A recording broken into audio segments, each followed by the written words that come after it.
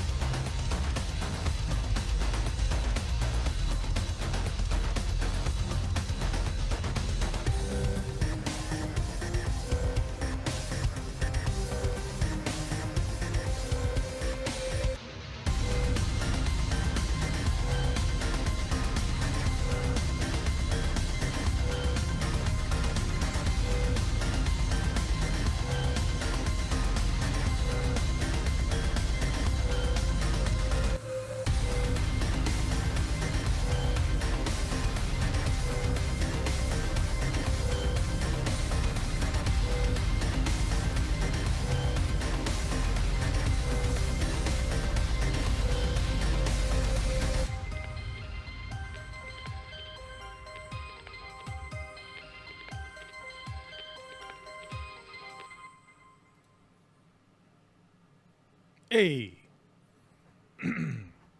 Hey, what up there? What are you doing? What are you doing? Uh-oh. Is my broadcast weird today? I feel like my broadcast is weird today. Somebody will have to tell me if the broadcast is weird ahead of time, so I don't have to find out about it later. What's up, everybody? It is August 25th, 2025. And it's hot outside, and somehow the year is just traveling on by. You know what I mean? It's just traveling on by.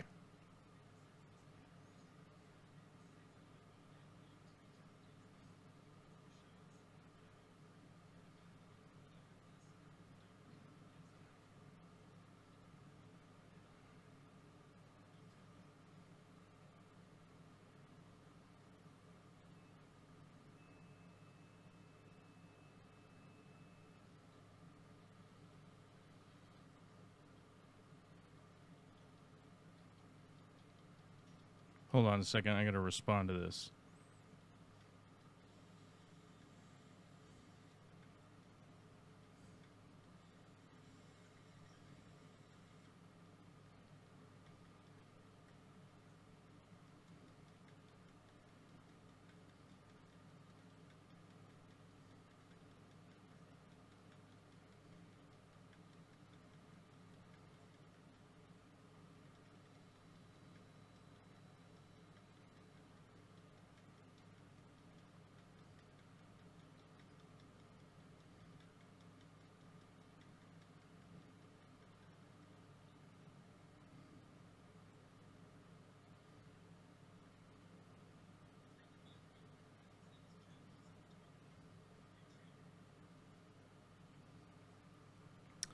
All right, back to the show. What's up, guys? You already got questions in the chat.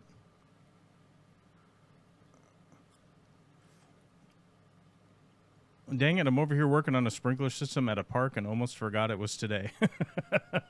Oh, okay. Yeah, don't worry about that. Today I was working on a septic system, digging a hole. And that was fun. And if you're wondering, it smells like doo-doo in the septic. Yep. Down in those septics, it smells like doo-doo because there's doo-doo down there. But took a shower, and now here I am. Sprinkler system would have been less doo-doo like, so I'm saying preferable to the septic problem.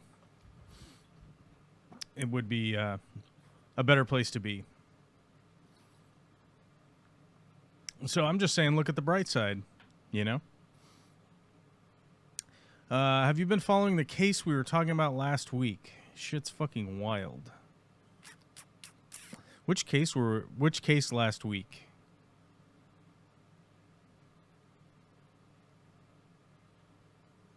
I'm gonna need help from D-Rock to remind us which case from last week. Good, my son evaluated for the 3 circus classes he really wanted and made it into the advanced classes.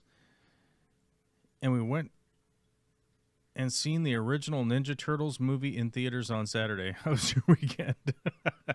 You're having a weird weekend. Your son was evaluated for the 3 circus classes? D-Rock, I am confused as to what is going on over there. Which case were we talking about last week? Oh my God, your son is in circus class. What is going on? And the original Ninja Turtles movie was playing in a theater? There's so many things going on. There's so many things happening. I don't even know how to respond to any of that stuff. Witchy Cat is here, says the height of excitement being when the cattle unhooked my solar panels on a 90-degree day. I will say it has been hot out. We had a blistering stretch there. It was it was like way up in the 90s.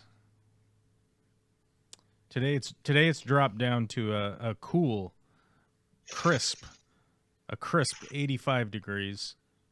And I have no idea what the weather is going to continue to do because I remember looking at it and going like, well, it's not going to rain, so I'm not worried. Hot forever. We're having a hot late summer. We're having a hot girl summer, hot girl late summer. I don't know. What's the word? What are the words we're looking for there? Emmanuel? What the hell? Emmanuel? You mean that movie from way back? That one's soft core, right? Watching it through the scramble on the hotel TV? No. Emmanuel is the baby that got abducted, supposedly, and now they've found his remains. And that was the case from last week. Oh, that was the case for last week. What is this? Search for baby Emmanuel Harrow leads to a dusty field with father in jail. Father in jail jumpsuit. Why would you... Why? Read the title before you post it. Like, what the fuck? No, that would be... Allow ads. No, I don't want to allow ads. I don't want to allow ads to read your article with the terrible title. Your badly written article. All right, here we go. Maybe this one's better. Search for missing 7-month-old continues after parents arrested for murder. Then a semicolon sheriff. Okay.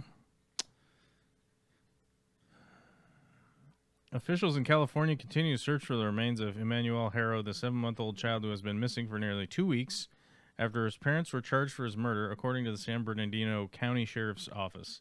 Emmanuel Harrow was reported missing on August 14th at approximately 7:47 p.m. local time after his mother reported being attacked outside a retail store on Yucaipa Boulevard, the sheriff's office said in a statement on August 15th. During the investigation into Emmanuel's disappearance, officials said they could not rule out foul play as his mother's statement contained inconsistencies. Oh, great.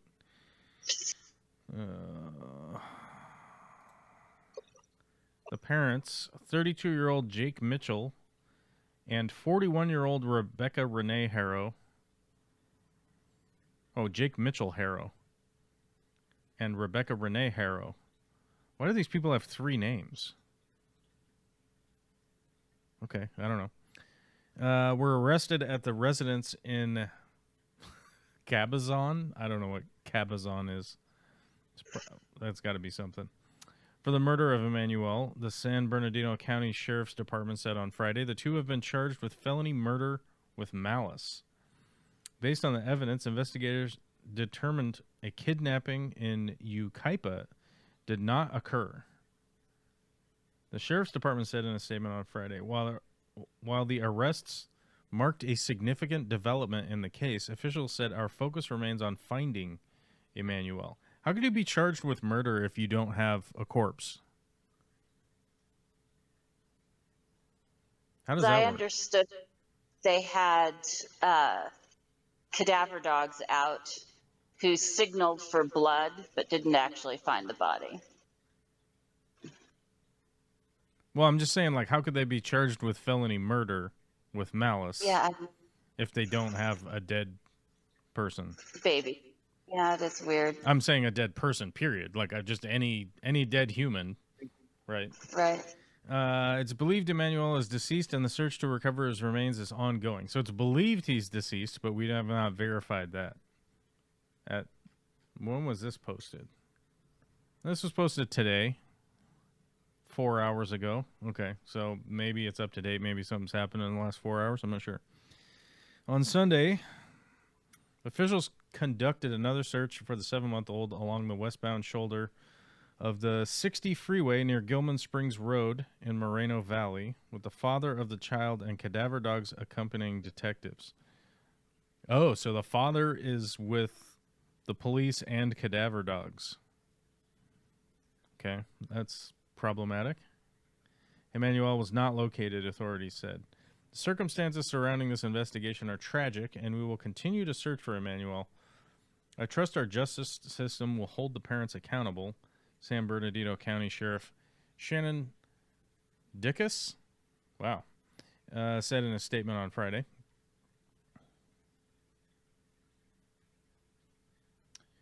Back when Emmanuel was originally reported missing, his mother told officials that while she stood outside her vehicle changing the child's diaper, she was physically assaulted by an unknown male and rendered unconscious.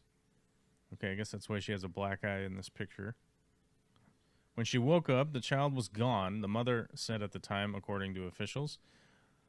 Once on the scene, scent tracking dogs were deployed, but the 7-month-old was not located. The Sheriff's Department interviewed multiple individuals regarding the disappearance, including the child's parents. Since then, officials noted to have conducted extensive searches in the areas of Yucaipa and Cabazon. I don't even know what that is. Cabazon? It's like Cabeza or something. And have also served several search warrants at the Harrow home. Authorities also previously said they were reviewing a large amount of surveillance video from the areas of interest. In an interview with Los Angeles ABC station KABC prior to her arrest, Rebecca Harrow described her son as a happy boy and begged whoever has her son to give him back to me. Please don't hurt my son, she told KABC on August 16th. The father, Jake Harrow, previously pleaded guilty to willful cruelty to a child following a 2018 arrest. Whoever took our son, please bring him back, Jake Harrow told KABC on August 16th. Rebecca Harrow is currently held at the Robert Presley Detention Center, while Jake Harrow is being held at the Larry D. Smith Correctional Facility. Huh.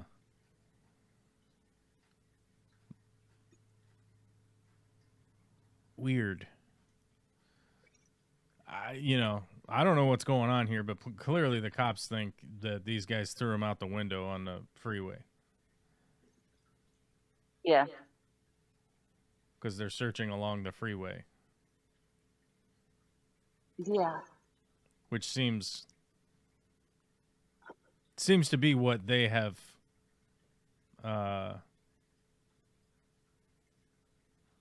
what they've concluded. And it sounds like the dad is going around with the cops and the dogs. I mean, it seems, I don't know. Huh.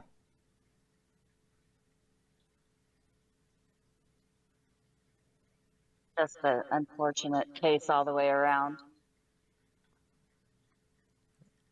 You know, I'm wondering if this is one of those situations with,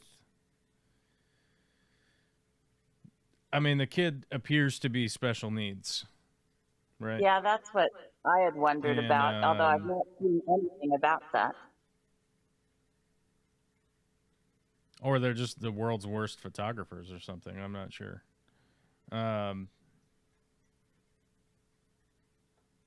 Yeah, I mean, like, first and foremost, like, I don't know. I don't know anything that happened here. I mean, it seems pretty clear that the cops think, I mean, they're not charging felony murder charges to people if they don't have a good idea of something that's going on here. Right.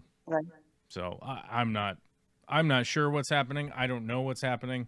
You know, just from anecdotally reading 1.5 articles about it, I would say pretty suspicious. And if you're kind of putting together the pieces there, that doesn't sound like any part of a good story.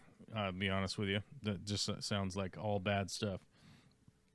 And my guess would be, like I said, if I had to wager money, the cops charging them first and foremost. The dude out there with the police and the cadaver dogs in a specific area. It sounds like the police were searching all around. It sounds like the police recovered a lot of surveillance video, right? And why she has a black eye. Yeah, I don't really, you know, like you guys say, there's a video of her from the beginning of the month already having the black eye. Yeah, I don't know. I'm just saying that whole situation seems fucking super suspicious, and I would say that, like, if this was a murder mystery show, like, let's phrase this like we're watching whatever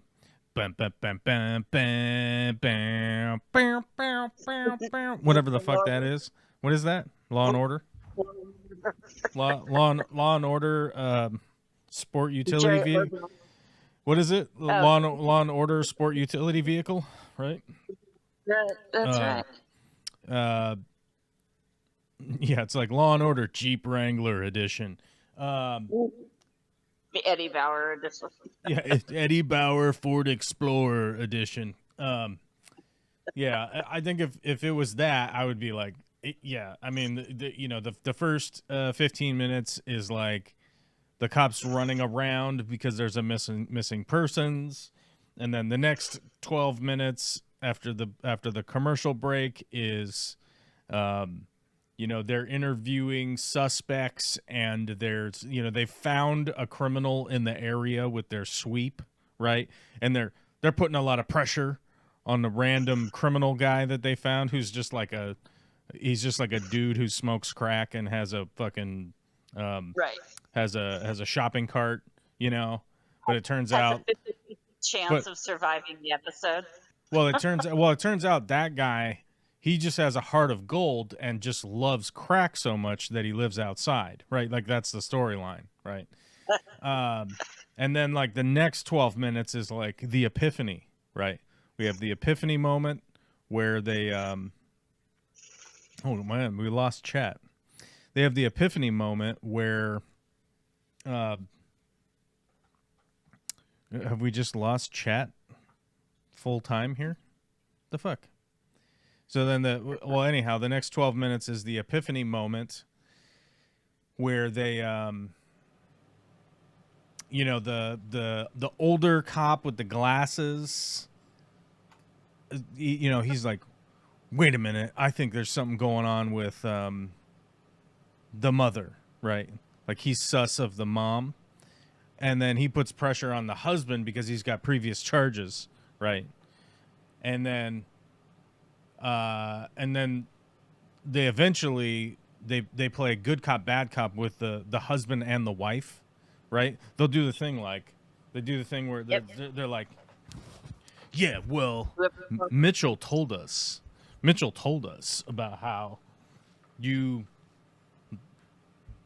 every time you eat burritos you fart real loud and it started fights, you know, or whatever. And then the last 12 minutes is the court, you know, where they're in court, where it's like, fuck, we figured it out. These bitches are murderers. And then there's the court where you get to pan across the jury, right? It pans across the jury of the peers, right? Which is what's supposed to exist in this country.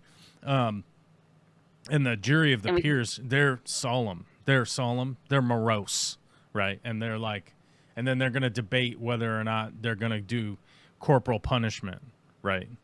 Right. And we have to question whether or not the younger cop has done some heinous thing that's going to let her get away. You broke the law or planted evidence. Oh no, we're not. We don't do that on Law and Order Eddie Bauer edition. No. That's the one where it's like, yeah. Well, how's that song go? I can't play it, but it's the original one. No, it's what was that? Oh shit, what was that show? The Investigations, New Orleans show. What the hell was that show? With the red guy, with the redhead guy? Oh, that's NCIS Miami with Dave Caruso whipping his sunglasses off. Yeah, all where the they time. go, yow, right? Like that's the beginning of that song. I can't do it right now. My fucking voice is all fucked up from the dust around here. Yeah, that's more like down in Nolans, right? Like the cops are too lazy, and there's like a schlub cop who never has his shirt tucked in, right? But yeah, and he fucked up, and the mom's gonna get off. But this is bow, bow, bow, bow, bow, bow, bow, bow, bow, bow, bow. You know, it's my notification noise on my phone. Yeah, leather. Bum, Bump, bump. Yeah, and then it's like on what I can't remember. Law and Order Eddie Bauer Leather Edition. That's right. It's we put him in jail for life, right? That's the twist. That's what I'm saying. The plot twist at the end of Law and Order 4x4 Eddie Bauer Leather Edition, right, is it's the are we compassionate? Are we compassionate and we go corporal punishment or not? That's the ending debate. Right. Yeah, because the other one is because down in Nolans, it's brought to you by the Chevy Impala, four-door luxury edition. it's so stupid. Commercials. It's so stupid. Yeah, or the Cadillac ones with McConaughey. That's who. Yeah, McConaughey. Lincoln, but yeah. Oh, is it Lincoln? I don't even care. I mean, why is he sweaty? Why is he sweaty in those commercials? Like, what are you? Air conditioning.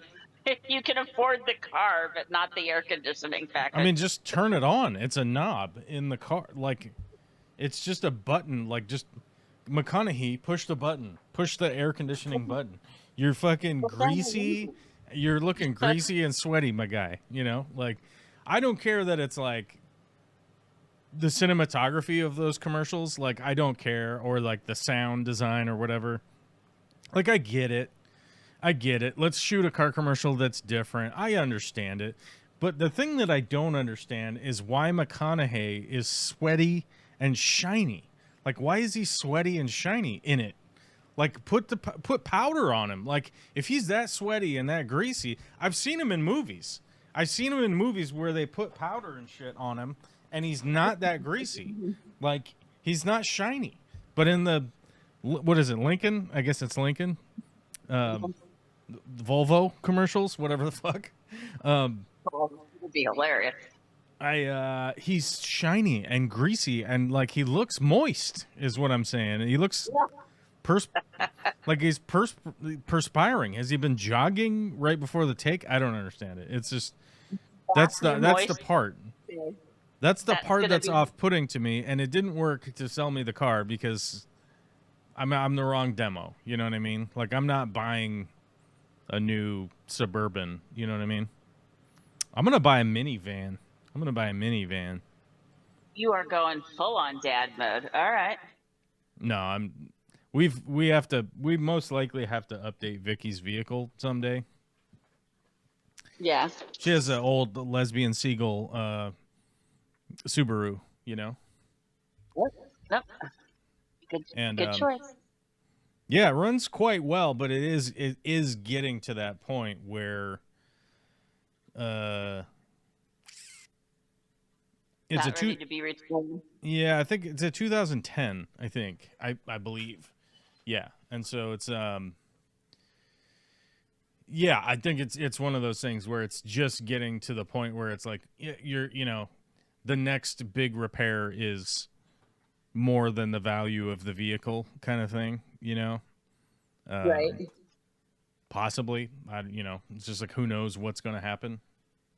I keep losing the chat here. I don't know why my app keeps losing the chat, but don't you worry. I'll click the refresh button until the chat comes back. Bare Bottom Branton's here saying he just got done jacking off in the car with the heated seats on. Hey, you know what? It's certainly possible. Maybe that's what happened. I mean, with the dudes, anything is possible when it comes to jacking off, right? Anything's possible. I'm all into the socialist wandering. But it's his benefit is I run AMD too, but if I got Intel at 10% off for being a tax-paying citizen, I might consider switching. Oh. Not I. Yeah, people are wondering about where did it go? Where was the original comment? Where's the original comment? Somebody was asking about it. The Intel investment. Where did it go?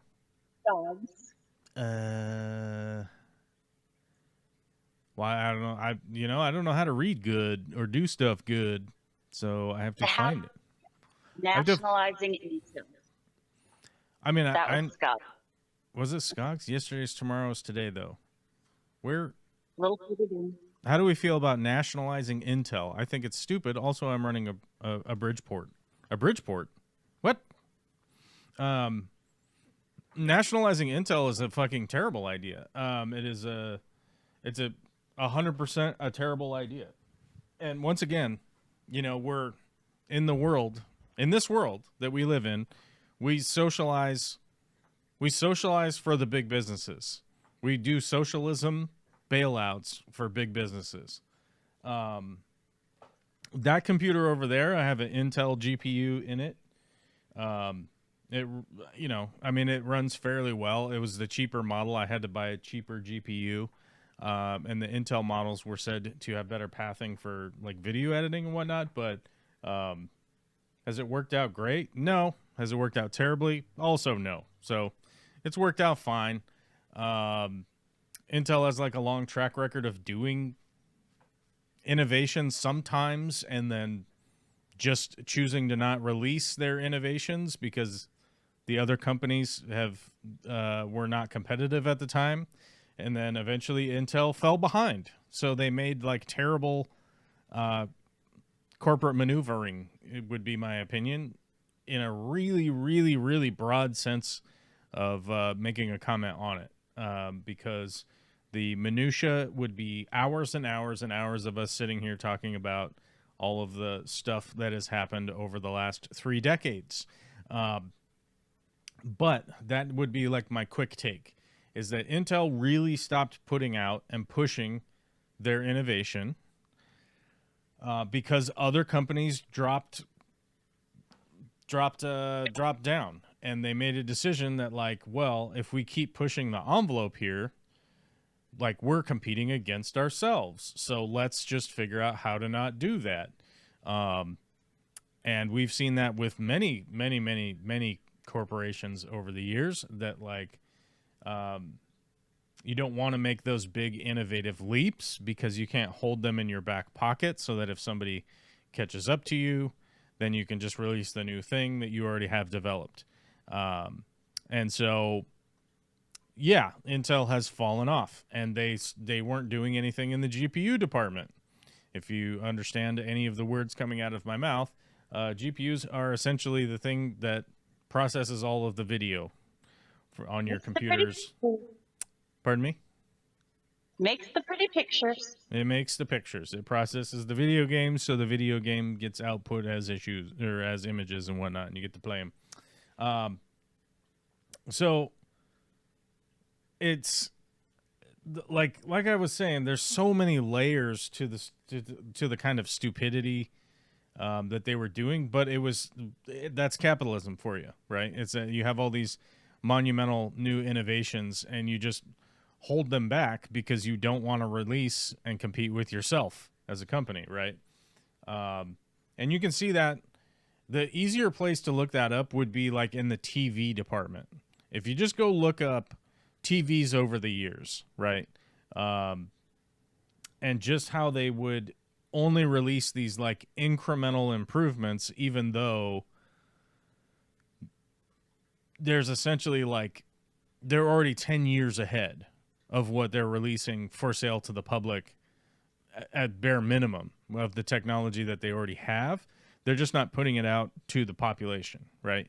And Intel was doing a lot of that exact same stuff and doing corporate buybacks, buying back into their own stock to inflate the stock price so that they have value. And now our president of the United States is doing the exact same thing. Like, we're going to make an investment into Intel, and then Intel's going to give us their stocks, right?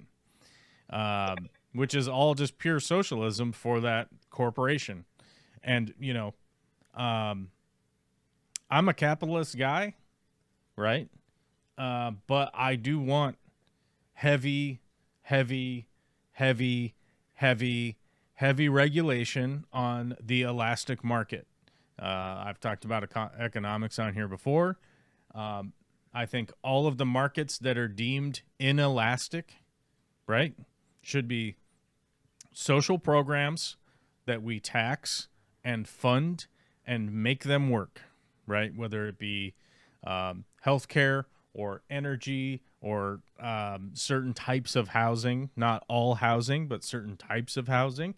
If we're talking about food, they should be heavily regulated, and our taxes should pay for those regulations to make sure that our food is safe, our food is quality. Walmart recently had shrimp recalled that had cesium-137 in it, which is the fucking shit from a nuclear bomb going off. Yeah. And, you know, just imagine if you didn't have a regulatory body looking into that, y'all would have just eaten the fucking shrimp and then just had nuclear fucking, who even knows what the fuck is going to happen to you. I would imagine it's not good. Whatever outcome from eating all of those shrimps, it's probably not good. Not so much. Pardon me?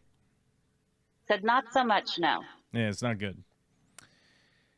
That's my medical level of medical expertise for you. It's not so good. But when we're talking about education, that's an inelastic market. Like, there is no world where you just get to skip out. There's no world where you get to skip out on drinking water, right? And that to me is considerably an inelastic market, and that we should be protecting our water so that everyone has water to drink in the United States. And it should be a not-for-profit type situation, right? And so when it comes to all the inelastic markets, I wholeheartedly want to socially fund those programs, take care of those programs, regulate those programs, have oversight for those programs so that we know what's going on. We know what's happening. We know that we are in a world that is taking care of our neighbors without actually having to drive over there and take their blood pressure for them. You know, you don't have to physically go over to your neighbor's house and filter their water so they have clean water to drink, right? Which is sort of the foundation of the United States. That's a foundational principle of the United States, was to provide all of these things. Over the last 50 years in the United States, we have seriously been eroding those programs at a pace that your head would spin around if you actually were looking into it at all. You know, and a good foundational example of that I have consistently pointed back to on a regular basis is the United States Postal Service. Other countries don't have that. They don't have that service. That service does not exist as a service. You get me? You feel me? And it's one of them that I've always pointed back to that's like, everyone has used it. Everyone benefits from it. Everyone benefits from it existing. It should be expanded, and it should be implemented as heavily as possible in order to supply a workforce for these other inelastic markets, like healthcare. I've talked about this in the past, that it would be completely reasonable, instead of signing people up for the United States military, sign them up for the United States Postal Service so that they could go do work and in exchange get into having a ride to college, for instance, if they wanted to become a nurse, or if they wanted to become an LPN, or if they wanted to become a full RN, or a medical assistant, or a fucking anesthesiologist, whatever the fuck they wanted to become, is a perfect opportunity for young people to be entering a workforce that is always going to be a requirement. I don't give a fuck how many robots you think they're going to be able to make that are going to be able to deliver packages and move things around. We are not there at all. And there also always begs the question, if we build all of these robots to do all of these jobs, what are we going to do with the current workforce of what, 1.4 million people or something? I forget how many people work for the USPS. Let's look up the current number.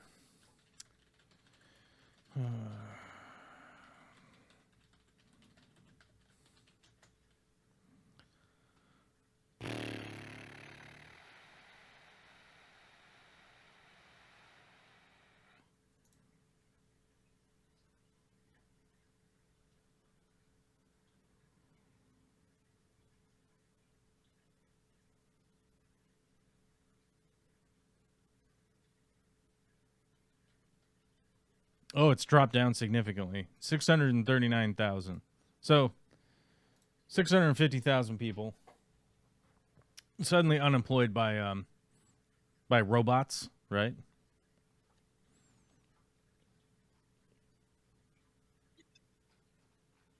Let's see.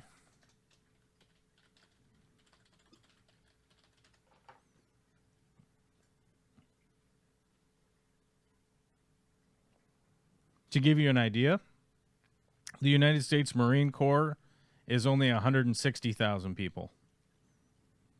So the entire United States Marine Corps is 160,000 people.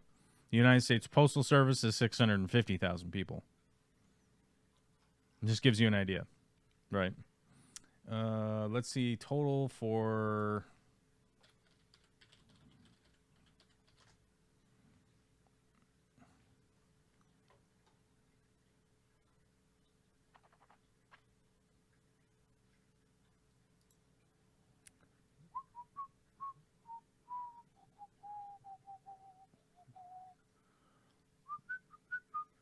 Yeah.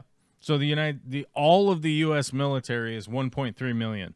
So the United States Postal Service is equal to half of all of the United States military personnel, including Space Force, including the Air Force, the Marine Corps, the Army, the Navy, what's the other one? The Coast Guard, and the Marines. Who else did I forget? I forgot somebody, but the United States Postal Service is half of the size, and they have more. I believe they have more equipment than the military, or an equal amount of active vehicles and shit of the U.S. military. So,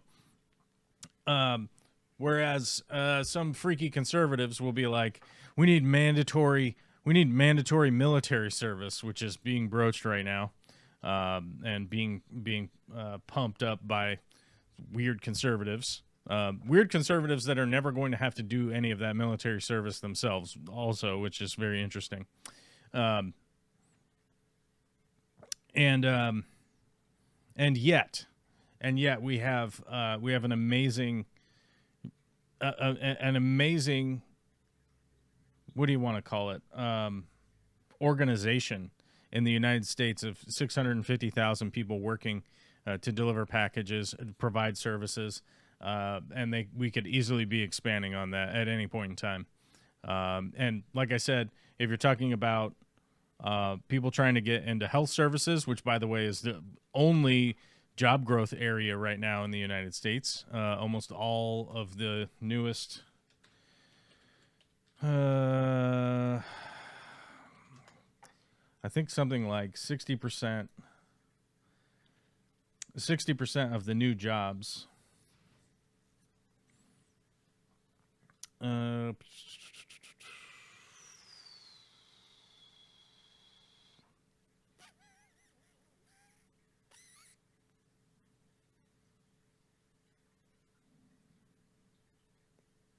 it is. I think it's almost all healthcare workers is all of the new most of the new jobs. Now, it's not all of it, but it's going to be the lion's share. Where is it? I don't know why they convert this to this like fucking terrible. Bad craft. This font, I don't even know what this font is. I mean, it looks like it came off a typewriter, essentially. Where is it?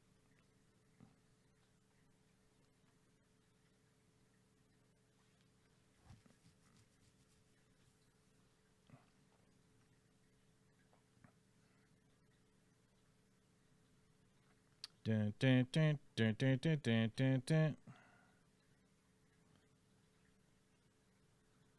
Looking for some job.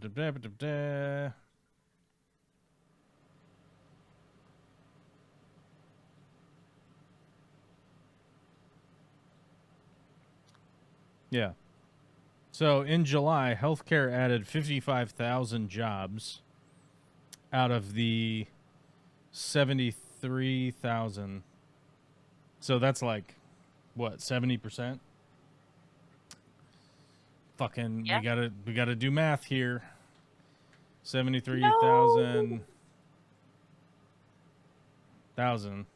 Yeah. Over 53,000. I fucking did it backwards. Why I don't do that. Clear. So what we gotta do? We gotta do 53,000 over. Well, no, it's 55,073, right? That's what we said. 55 over 73,000 new jobs. 75%. So it wasn't 80%, it was 75%. Okay. Yeah, 75% of jobs of the new jobs are healthcare jobs. Above the average monthly gain of 42,000. So 42,000 a month is the normal monthly healthcare jobs added. The highest jobs gains occurred in ambulatory healthcare services and hospitals. Social assistance employment continued to trend up in July, reflecting continued job growth in individual and family services. Federal government employment continued to decline in July, minus 12,000 jobs, and is down by 84,000 jobs since reaching a peak in January. Employees on paid leave or receiving ongoing severance are counted as employed in the establishment survey. Employment showed little change over the month in major industries, including mining, quarrying, and oil and gas extraction, construction, manufacturing, wholesale trade, retail trade, transportation and warehousing, information, financial activities, professional and business services, leisure and hospitality, and other services. Average hourly earnings for all employees on private non-farm payrolls rose by 12 cents, or by 0.3%, to $36.44 an hour in July. Over the past 12 months, average hourly earnings have increased by 3.9%. In July, average hourly earnings of private sector production and non-supervisory employees rose by 8 cents, or 0.3%, to $31.34 an hour. I mean, at $36.44 an hour, that's almost worth just going to work at the fucking factory. But I've never seen anybody make that kind of money around here, just working at a regular old place. An average Certainly work week for... What's that? It said certainly not net. Well, no, that's gross for sure, but yeah. The average work week for all employees on private non-farm payrolls edged up by 0.1 hour to 34.3 hours in July. In manufacturing, the average work week held at 40.1 hours, and overtime edged down to 2.8 hours. The average work week for production and non-supervisory employees on private non-farm payrolls edged up by 0.1 hour to 33.7 hours in July. This is from the Bureau of Labor Statistics. So one of the reasons that I kind of bring that up in the midst of that conversation there is that I wholeheartedly believe that the United States Postal Service is an absolute spot where you can start to work on certain things, like making investments in the United States. In the people of the United States, because you could bring in young people to work in the Postal Service, give them an opportunity to earn a reasonable living, right? And also put them in a position that can get them into schooling and whatnot. And we can start covering that, and we can also give them employment experience. I know it's one of the biggest issues and the gripes that I hear from young people currently in the job market that I deal with, is that they're like, well, I have to have experience in that job in order to get the job, but I have to have the job in order to get the experience. And it's like, that is a difficult thing. Also, at the same time, I know a lot of people are working for doing like last mile delivery for like Amazon and shit. Whereas the United States Postal Service is doing the lion's share of the delivery on all of the they're the ones delivering all of the stuff, and then Amazon puts it into their truck and drives it to your house. And I know that young people are not excited about doing that job, anecdotally, and if you want to look up articles, you can look up articles about peeing in bottles and being constantly monitored at all times with the thing strapped onto your arm. You have a Scantron thing strapped onto your arm, apparently, that beeps and buzzes at you if you're not accomplishing enough tasks in the every 11 seconds or whatever the fuck it is. Corporate Yamaguchi. What's that? Said it's like a corporate Yamaguchi. Yeah, I mean, if anybody knew what a Yamaguchi was in the world, but the Yamaguchi, they didn't affect you at all. You were completely unaffected. Whereas Amazon just fires you after a while If they're like, hey, if you took we tracked you walking to the bathroom, you went to the bathroom, and then we just recorded your whole bathroom break, Right. and you were shitting for too long, so we're gonna have to fire you now. There are areas where Amazon has existed where they've run out of, they can't hire anybody anymore because everyone has worked there at some point and they're on a list. I think that was reported in Kentucky, I think.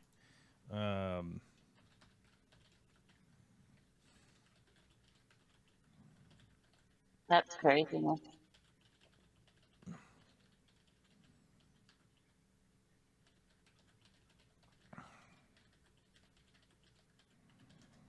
Yeah, I'll see if I can find it.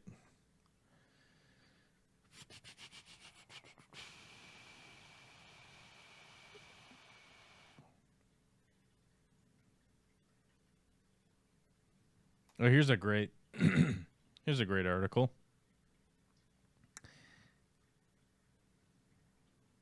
Amazon orders 350,000 employees to relocate or resign without severance. Huh. What a lovely company to work for. What they're trying to do is they're trying to move the current employees that can keep up with their Tamagotchi, as it were, right? They want them to move to areas where they can't hire any more people. This reported from Vox. Leaked Amazon memo warns the company is running out of people to hire. Amazon is facing a looming crisis.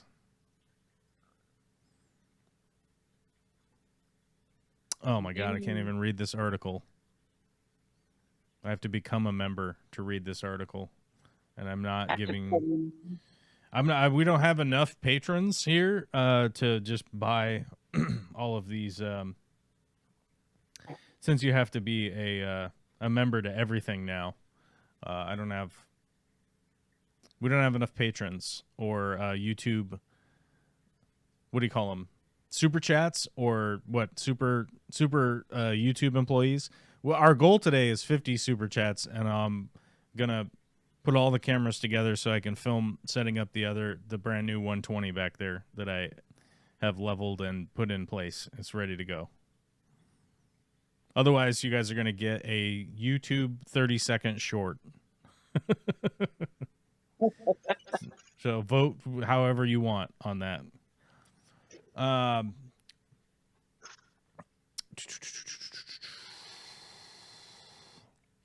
Amazon is running out of workers. You can't avoid this problem, or you can avoid this problem. Where is it?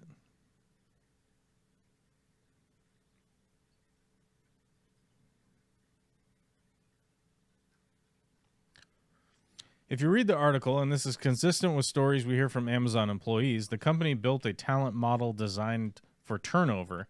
In other words, Jeff Bezos deliberately wanted employees to leave every year. As a result, the company brutally penalizes employees for low performance, forcing a turnover rate of over 100% in many areas.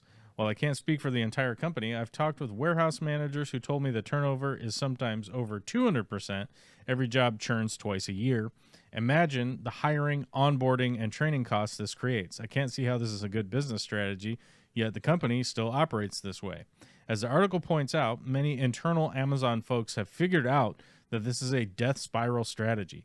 Not only is it hard for the company to grow, high turnover damages the company's employment brand, and it becomes harder and harder to hire people. To say nothing of the union issue, this doesn't even have anything to do with unionization. As I write,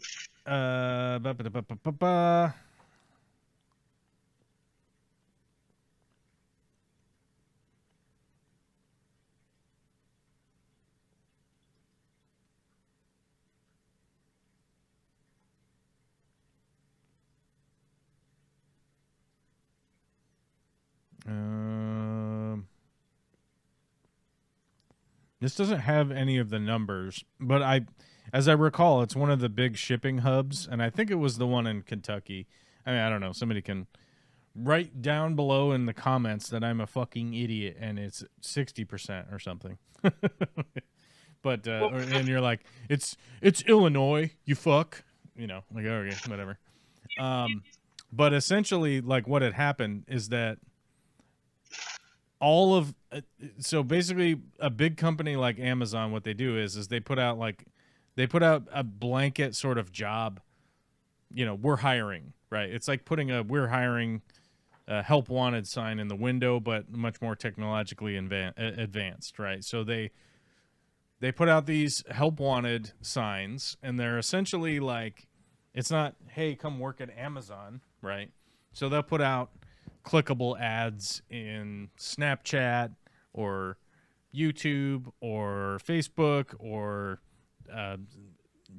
the unsecured Pete Hegseth Signal chats. And essentially it's like, we're hiring. Are you interested? And so then they'll get, you know, however many thousands of responses from people that are looking for work or looking to switch positions or whatever, right? And the thing that they have encountered is that even with this vast, wide net of trying to find employees, they're not even getting any potential candidates that haven't already been churned through the Amazon hiring and employment practice sort of like what their modus operandi is, essentially, right? Of like, we're going to churn through employees because we're going to get that 6 months of insanely hard work out of them. And as they start to burn out, then we just fire them and get rid of them, and we just get somebody else that's going to be super eager. And I know this because this is how the restaurant industry essentially works, right? Is like, we overwork you, we find people that are in need of a position, we put you in an insanely difficult position, and then by the time you're fucking losing your mind 6, 7, 8, 9, 10 months down the road, we're just gonna write you off the schedule, right? Like, oh, we don't have any hours for you now, and then suddenly there's a new guy that's there. And the reason that companies will do that, and where they've learned to do that from, is from hiring essentially migrant workers, right? If you got a guy named Jose and he's from Uruguay, right? And he may or may not have papers. Nobody knows exactly if he is who he says he is, if he's legally allowed to even work in the U.S. or whatnot. When it comes down to it, and you essentially fire them, there's zero recourse, right? There's zero recourse. There's really nothing that they can do because they don't even have any representation in this country, right? And so big companies have figured out this strategy from essentially, which probably started in agriculture, right, of hiring migrant workers, and it just made its way into the restaurant business, and it eventually made its way into big corporations, because big corporations are like, oh, hey, there's an idea that we can do too, but we'll do it. Don't worry, we'll do it better, right? So you take a bad idea, you implement it across the board within your corporation, and you end up making what you think is a good amount of money from it. But you will totally ignore and completely ignore all of the money lost from doing that, right? Like, you're spending what, $3,000-$4,000 bringing in a new employee, training them, getting them onboarded, getting them to fucking, from name tags to uniforms to whatever, right? Like, all the crap that you got to do. And every corporation has a number. They have figured it out. All of the big corporations know, like, hiring a new employee costs us $6,200 or whatever the number is, right? But they will completely ignore that number as an existing number, all the meanwhile trying to figure out where are we losing money in efficiencies, right? So whereas you could have a stable workforce and not have this reoccurring bill of constantly hiring new people, and then just utilize that to work on building your company and onboarding people as you actually need a bigger workforce, right? there's a company that I worked for that I thought was initially when they brought this up, I thought it was pretty insane, like what they were proposing, right? And their proposal, because we worked these really long shifts, we worked insanely long shifts. Most people would fucking piss their pants if they realized how long the shifts were that we worked. You would come in any time between 4:30 and 5 o'clock for all of your pre-trip loadout. This is PM, by the way. And you would finish the day at sometimes basically around 7 in the morning, right? And then you would drive home in the fucking daylight and go to sleep. Try to go to sleep. It's the middle of the day, and you have a neighbor that's running a chainsaw outside, or people are practicing playing drums in the shitty apartment next to you.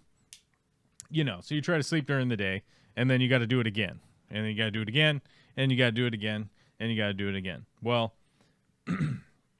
what the company had implemented was, hey, what we're going to do is that we're going to have everybody work 3 days on, 3 days off, 2 days on, 2 days off, and then it's going to keep going like that. So you work 2 days, and then you have 2 days off. So you work Monday, Tuesday, you have Wednesday, Thursday off. So you work, and then you work Friday, Saturday, Sunday, but then you have Monday, Tuesday, Wednesday off, and then you work, or whatever, however it worked. 2 days on, 2 days off, 3 days on, 3 days off, however the fuck that cycled. Trying to think of it. Either way, you would have a 3-day weekend every other weekend, right? You would have Friday, Saturday, Sunday off. Then you would work Monday, Tuesday. Then you'd have Wednesday, Thursday off. Then you'd work Friday, Saturday, Sunday. Then you'd have Monday, Tuesday off. Monday, Tuesday off. Then you'd work Wednesday, Thursday. Then you'd have Friday, Saturday, Sunday off. Yeah, so it would go 2 on, 2 off, 3 on, 3 off, whatever. And so a lot of people were like, dude, this is fucking bullshit. I'm going to lose hours. Like, this is fucked. But what they had done is that, so the 4 days, the week that you worked 4 days, you would essentially log, if you worked perfect day, let's say you worked a 12-hour day, and you worked 5:30 p.m. to 5:30 a.m., and it was just perfect, exactly 12 hours. In that first week, you would work 48 hours, so you'd have 8 hours of overtime, which actually counts as 1.5 hours, right? So if you add in the 0.5s from the 8 hours, right, it's like you're working fucking math. Come on, math brain. So 48 plus 2. It's not plus 2.5. It's 48 plus a half and a half, and a half and a half is 4, right? So you'd work essentially the equivalent of 52 regular hours 1 week, and then the other week you would work an average of 36 hours, and then when you average that out, it comes out to what, 44? Is that right? I don't know. Fuck it. You know what I'm saying? Yeah. You're working over 40 hours every 2 weeks, or you're working over 80 hours for every 2 weeks. You're going to get a full check if you do all your jobs, right? And you work all your days. But you're only working 7 days out of the 14-day period, as opposed to working 10 days at minimum out of the 14-day period, right? So what that led to is that, well, we need to hire a couple extra people in order to fill the sort of alternating schedules of people, right? It's like, well, previously we had 16 people, but if you split them up and they're not all working on the same night now you only have 8 people a night, but we have 10 people worth of work. So they were like, okay, well, we got to hire 2 people for this schedule and then 2 people for this schedule, right? So technically they did have to hire more people, but that meant that we had a larger workforce for all of the weird incidental jobs and shit that came up, which was constant. And so, on a day where it was like, hey, we need Joel to work an extra day this week, you'd be like, yeah, all right, I could do that because I'll still have my days off. I'll still have some days off, right? But also it was one of those things that you would notice is that anybody could work like crazy for 2 days, especially if you had 2 days off right after it, right? Mm-hmm. And you're coming off of not having worked, right? So you could come in and you could do 2 really long days back to back and then be like, oh, well, I'm off for the next 2 days, so fuck it. I'll hammer through. I'll get all the jobs done. We'll never have a missed job because our guys aren't just fucking worn out and going slow, because our guys are always just going fast because they're like, well, hey, man, I'm just going to hammer through this and then I'm going to have 2 days off again. Right? So I thought that was crazy, but then you're like, oh, wait, this actually is just like a really innovative workaround, and it does make for a better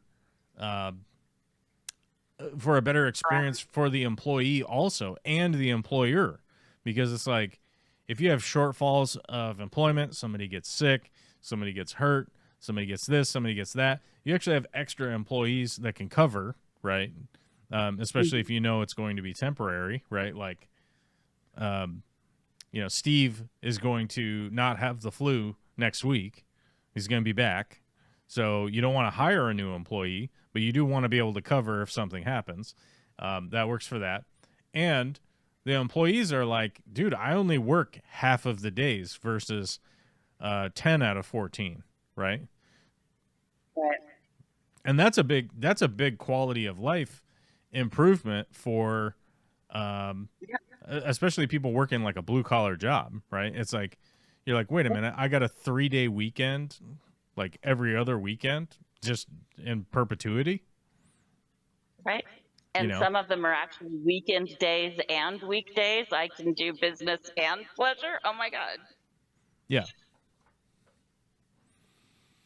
Last train to London says inflation is at 9%. I would guarantee you that inflation is higher than 9%. It is fucking skyrocketing, out of control. 18.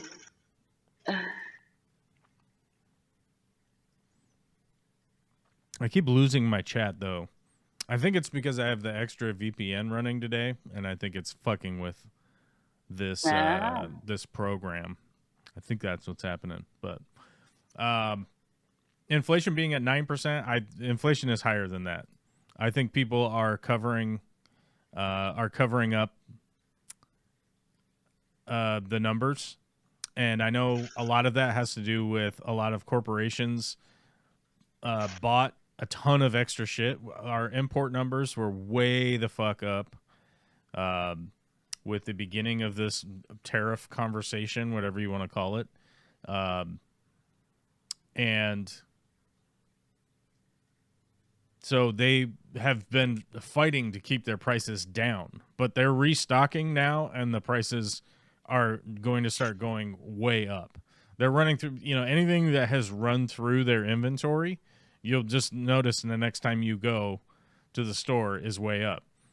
Fruits and vegetables, I read earlier, were up 40%.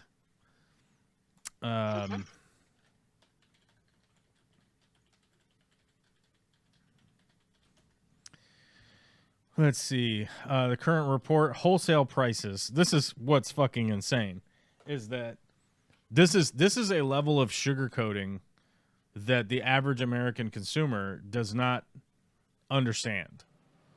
This is wholesale prices are up 38.9%. You, American consumer, do not pay wholesale prices.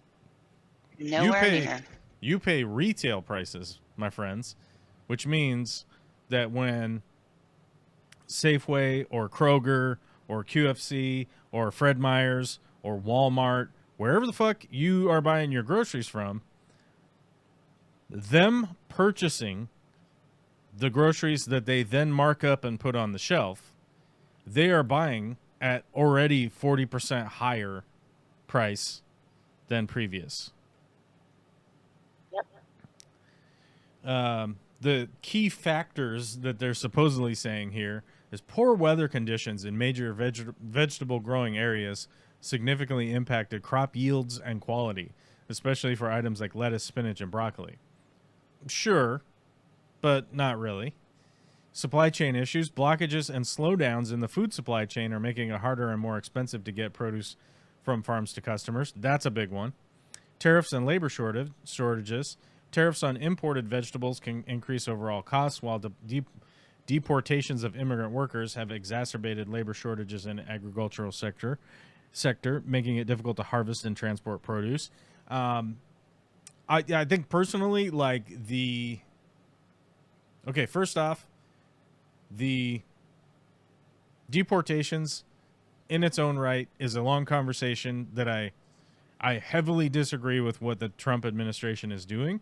But the actual deportations versus the people that have just disappeared and are no longer showing up, those are two completely different numbers.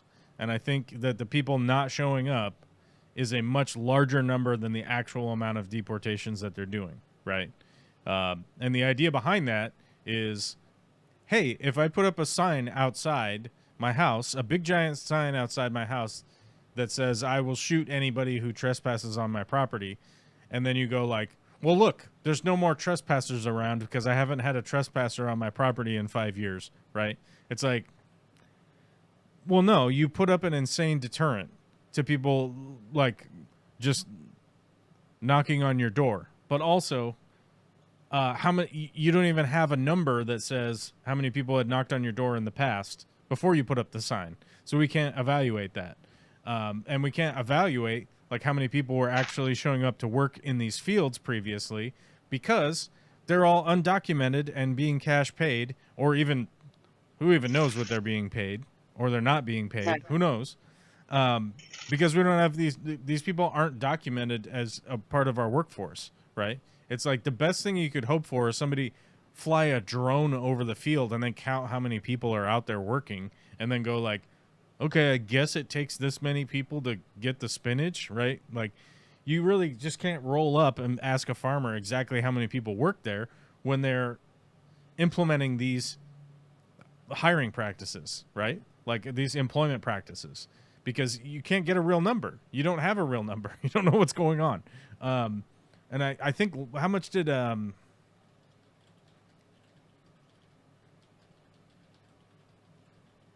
Did the IRS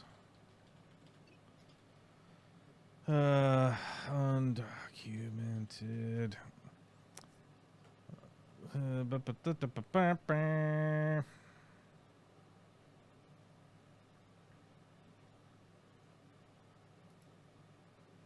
a 2024 analysis by the Institute of Taxation and Economic Policy found that undocumented immigrants paid $96.7 billion in federal, state, and local taxes as of 2022. Of this, $59.4 billion was paid to the federal government. So it's like the federal government has collected $59.4 billion in income taxes. And by the way, the lowest tax bracket possible, essentially, right?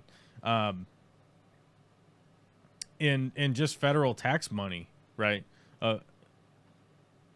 And that's what they know about, right?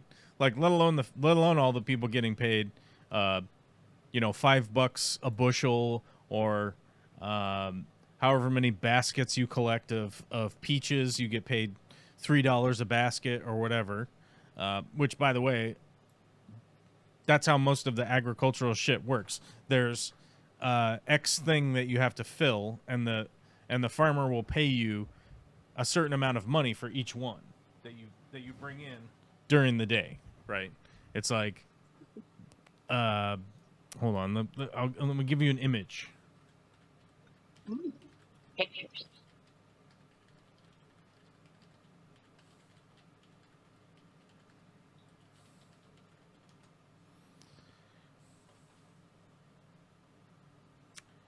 So, where is it?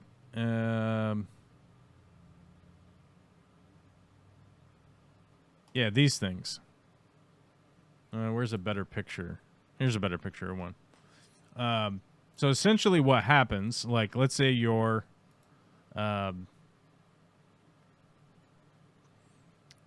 going to get paid for collecting peaches, right? Because you're gonna go work and you're gonna go collect peaches and you want to get paid. Actually, here's a better image of what these things look like. Now, throughout the day, you're gonna fill this thing up with peaches, these containers. Was there an ad? Oh, D-Rock got an ad. You got an ad? That's crazy. I don't run ads during the stream, so that is weird. Did the automated thing somehow kick on? I don't know. Ah, crap. I clicked on the wrong image. Where is it? Here it is. So as these things get filled up during the day, you have this aluminum bin thing with the cloth on the top and the cloth on the bottom. You go around, you get these peaches, and then you fill up this thing, and like this guy right here, who's probably the foreman or whatever, he's keeping track of how many of these you filled up with appropriate peaches, and then he checks if you're doing some funny business and bringing in the wrong peaches or whatever, right? And then each time you collect one of these and bring it in here, he's going to supposedly keep track of, oh, did you bring 42 of them over? Okay, well, we're paying $2 per one of these. So then they're gonna cut you a check for a check. They're gonna give you cash for however many of these you collected, right? At the end of the day. Now, I know from personal experience, a lot of times, this foreman guy is going to get X amount of money from the farmer to dole out to people. And it is very common practice. I don't know this foreman guy. I'm speaking in general, so just calm the fuck down if you know this dude. In general, this guy will be like, oh, that day you collected 38. Strangely enough, you've lost even on the number that you had actually brought. And he decides, well, hey, but the farmer knows, and the farmer has doled out enough money for each one of these big white containers, right? Like the farmer knows each one of these big white containers holds, 40 of these baskets or whatever, right? And they go, oh, we've moved 400 of them or whatever the fucking number is. Like, that's how much money I'm going to pay out. Well, the foreman, maybe he fudges the numbers a little bit so he gets some extra bucks, right? But this guy has zero leverage, except for a possible physical altercation is generally the only way these things ever get resolved, right? And if you're not really in a position, maybe the foreman has papers. This guy doesn't have papers. The current environment now is that this guy can take advantage of this guy, and this guy is fucking freaked out that weird masked ICE agents that were appointed 12 minutes ago by randomly signing up for something online, and now they're an ICE agent, are going to come and attack this guy and then send him to fucking Uganda or something, which is apparently happening.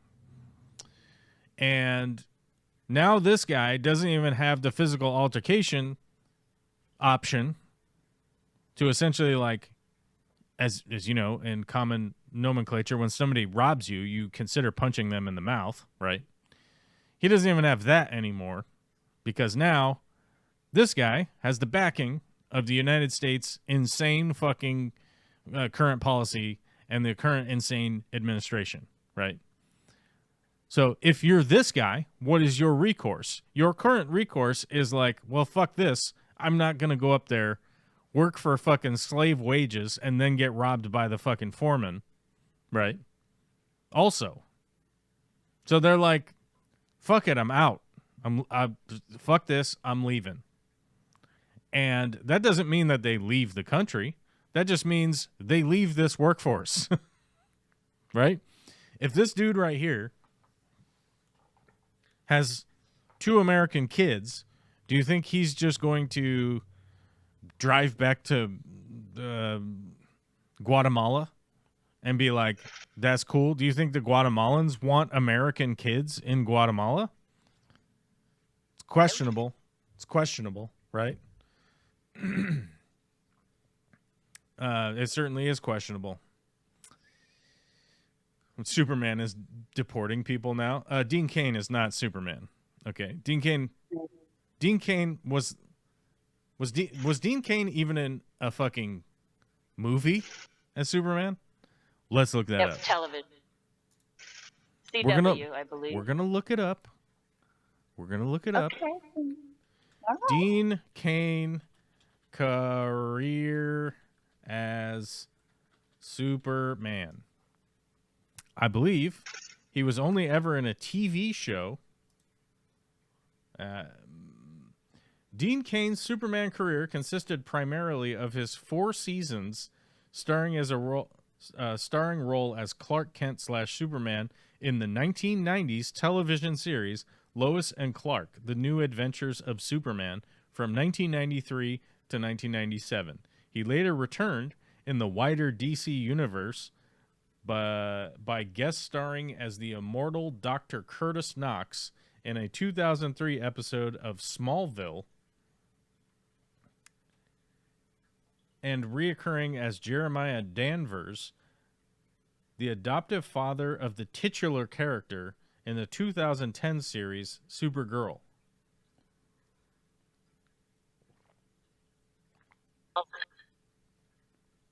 Wasn't that on the CW, like you said? Yep, I believe so. I believe all 3 were.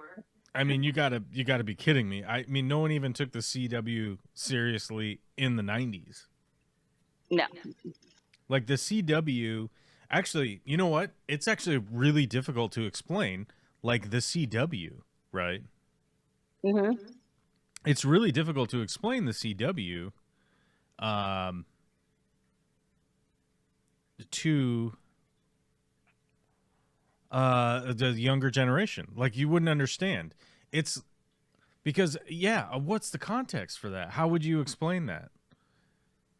The kids don't even know what cable TV is. Yep, not anymore. They don't even know what cable TV is. It's really difficult to explain, but like back in the day, there were main channels. So like channel 4, channel 5, channel 7, 11, 13, whatever, right? And there was only like 10 of them. And then one day they came out with what was called cable TV, a whole bunch of different channels. So think that like back in the day, YouTube was limited to only big productions, right? And then, they expanded the channel base. So like now Mr. Beast can make YouTube videos, right? The CW was essentially, if the main channels were up here, and then the new channels that were introduced were like the Discovery Channel, National Geographic, History Channel, MTV moved into that group, right? I can't think of any other off the top of my head, but there was like the top tier channels, then there was a mid tier channels, and the CW was in the bottom tier of those channels and attempting to survive. If you didn't know, Fox was one of those low tier channels until Married with Children was a huge success in the late 80s, early 90s. And the kids these days wouldn't know that. Kids these days wouldn't know that Fox was a bottom tier. Fox was one of them that existed and made its way out of that bottom tier. The CW is not one of them that made it out. Dean Cain sucks. Okay, Dean Cain was never a good Superman. He was never in like a primetime Superman role, right? He was never in a movie as Superman. What? When were the Superman movies? Let's look up Superman. Oh. Superman movies in order. Let's do them in order of release. Okay. So, as we move along the list here, we're not going through the 40s or the 50s or any of that shit. Whoa. So what? There's a hint. Okay. Like mid-50s and the 40s.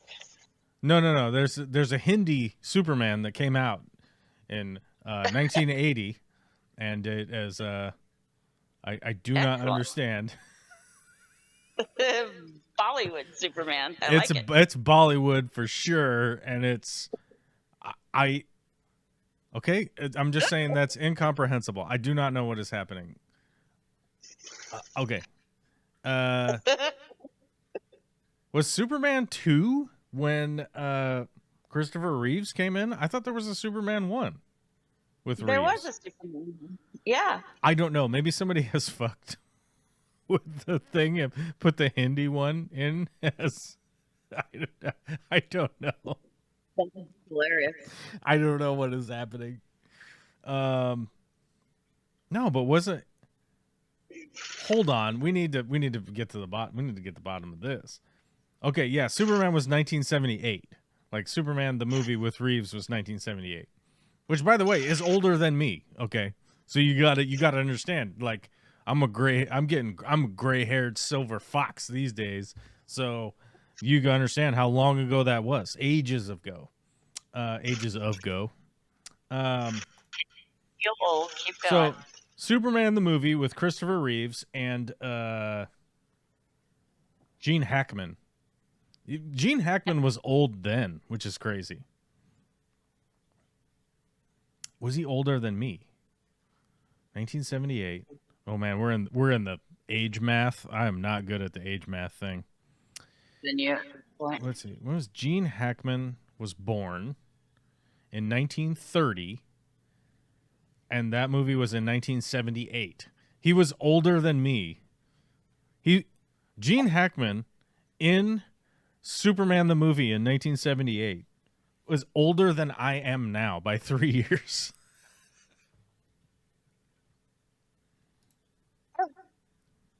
He looks 60 in it. Okay. And then you had the next one. Oh, yeah. Okay. So 1978 was Superman with Christopher Reeves.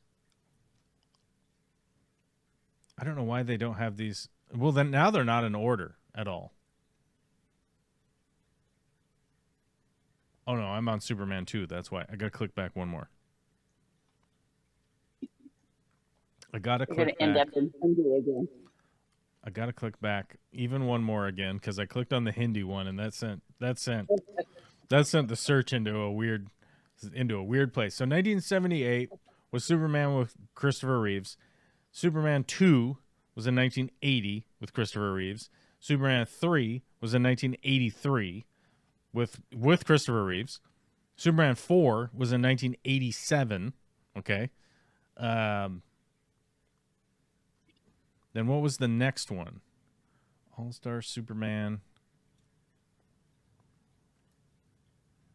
Oh my God! Make the list be in chronological. Okay.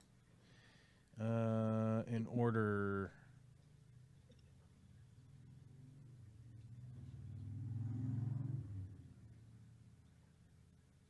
Superman all movies in order. Is this gonna work? Give me a fucking list, man. Okay, here we go. Wait, nope. This is a list by highest rated. Thanks, Internet. Big help. Oh my God, just give me a list, you fucking maniacs. What the hell? There's got to be a Superman fan who has just put together the chronological list. Please, dear God, give me the fucking list, you son of a bitch. Oh my God. Oh yeah, Kirk Allen was the first Superman. Was he the first Superman? No, 1941. 1941.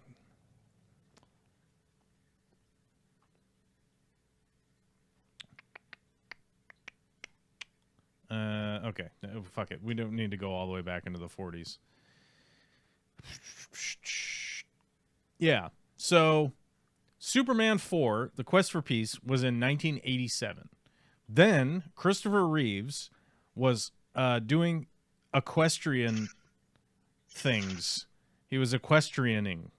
If you understand what that is. He was horse riding all around. He was horsing around. He was horsing around, as it were. Right? He was horsing about. He was doing horsey stuff. And then he fell off the horse, and it fucking completely shattered his spine, and that's eventually, I mean, he was paralyzed. He was fucked up. He couldn't be Superman anymore. But everyone thought Christopher Reeves was Superman. Right? Yep. And then apparently somehow the TV got a hold of the Superman rights, and then they put Dean Cain in for a couple years, right? And then they were like, "This is not good." And then it got canceled. I mean, that's how bad it was. And then Superman returned in 2006. I gotta tell you guys, like, I'm not a fan of Superman. Okay, just so you understand, like, Superman is the worst character in all of the characters, in all of the superhero characters, right? The shit doesn't make any sense. It makes less sense than Batman, okay? Which I have gone up and down, left and right, about how Batman is actually the villain in all of the all of the Batmaning, right? All of the Batmaning saga, right? Batman is actually the villain. The Penguin is not a villain, right? Two-Face is not a villain. Two-Face is literally a fucking victim of falling in a chemical bath that probably was illegally being, contained by Bruce Wayne's corporations, right? So let's just, But Superman is absolute dog shit because he's impervious to anything ever happening to him, right? You're like, oh, he could fly. He could fly into the sun and then fly back, and you're like, oh, cool. Is he in danger at any point in time? No, he's never in any danger ever. You're like, I'm gonna get my heart racing because Superman's in danger, right? And then they're like, oh yeah, but no, because of the kryptonite. And you're like, what the fuck are you talking about? Who has kryptonite from Krypton? What is this? Ridiculous? It's so fucking stupid. And originally, Superman was just strong, right? Now, my understanding is that James Gunn is trying to take Superman back to the original beginning, where he is just super strong, but that's about it. He can't, I don't know how well it's work. Even if it does work, whatever, right? It's just, I don't like him. I don't like Superman. I don't care. He was always, you can't even shoot him with bullets. They shoot him with a rocket, and he would just like, oh, I'm fine. Cool. There at one point, like, didn't Lois Lane die, and then he flew around the planet to spin it around backwards to make time? He made time go backwards by spinning the planet around backwards, which, by the way, like, that is... What the fuck are you talking about? If you spun the planet around the other direction, well, everyone would be dead and fucking destroyed, like, period. So maybe that does make you go back in time, but the Earth is completely fucking destroyed. Everything is destroyed on the planet. And maybe somehow you time travel backward. What the fuck? I don't even know. It's stupid. It wasn't a good comic. It's stupid. It's stupid. Yeah. It's so fucking stupid. Like, it's implausible that the Wolverine would exist, right?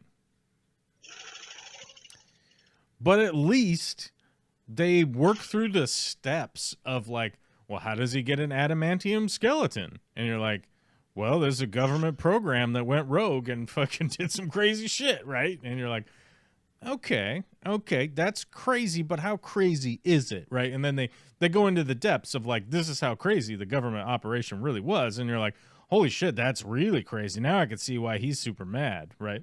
But like Superman, it's like, oh, he just landed here, and then he was in Kansas, and now he could just stop a train.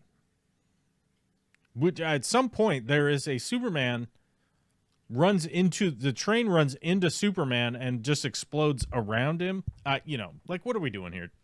What are we doing here, bro? What are we doing? It's stupid. And so I never really enjoyed the Superman stuff. They tried to rebrand Superman in the 90s. The comic Superman. We've gone over this before. Superman, there was 4 of them in the 90s. There was the Man of Steel. Who were these motherfuckers? The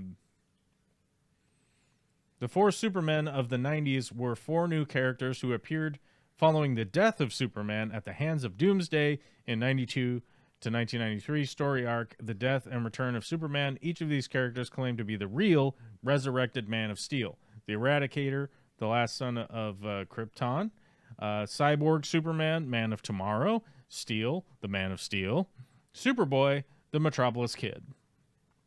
When Christopher Reeves fell off of the horse, the storyline of Superman became that.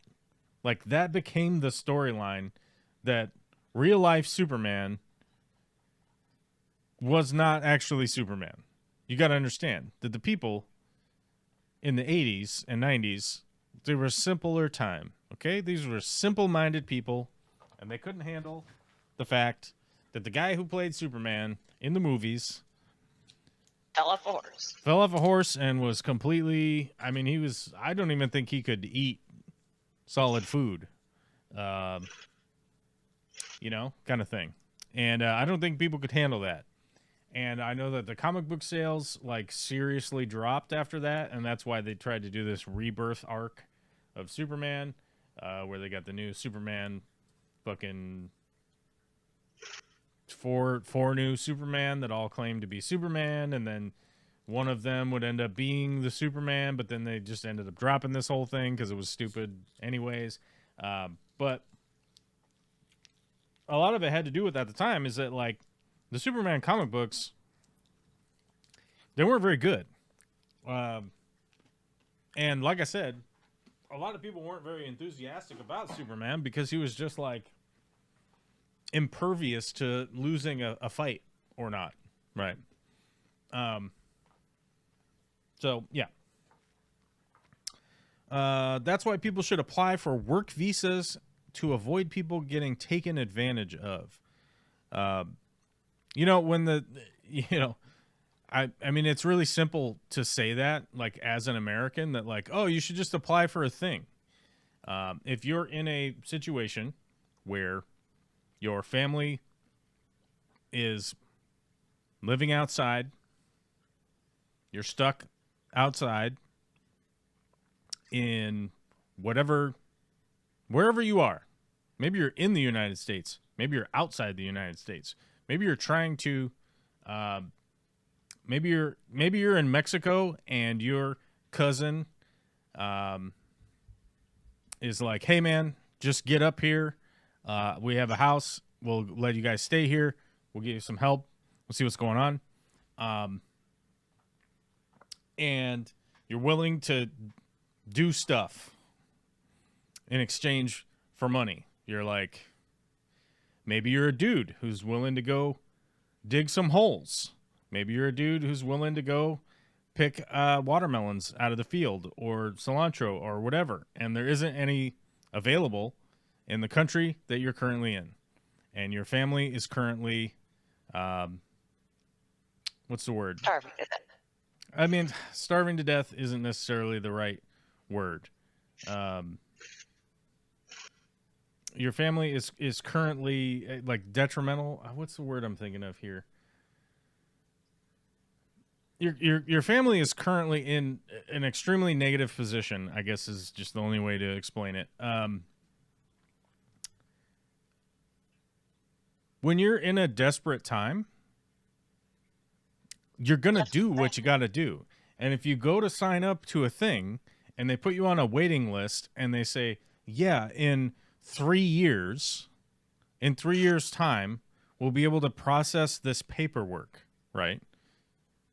So something to you that doesn't feed your family or do anything for anybody around you or anything like that, just some pieces of paper, which, by the way, are essentially irrelevant to the success or failure of any human existence. You can't feed a piece of paper. You can't feed a work visa to your child, right?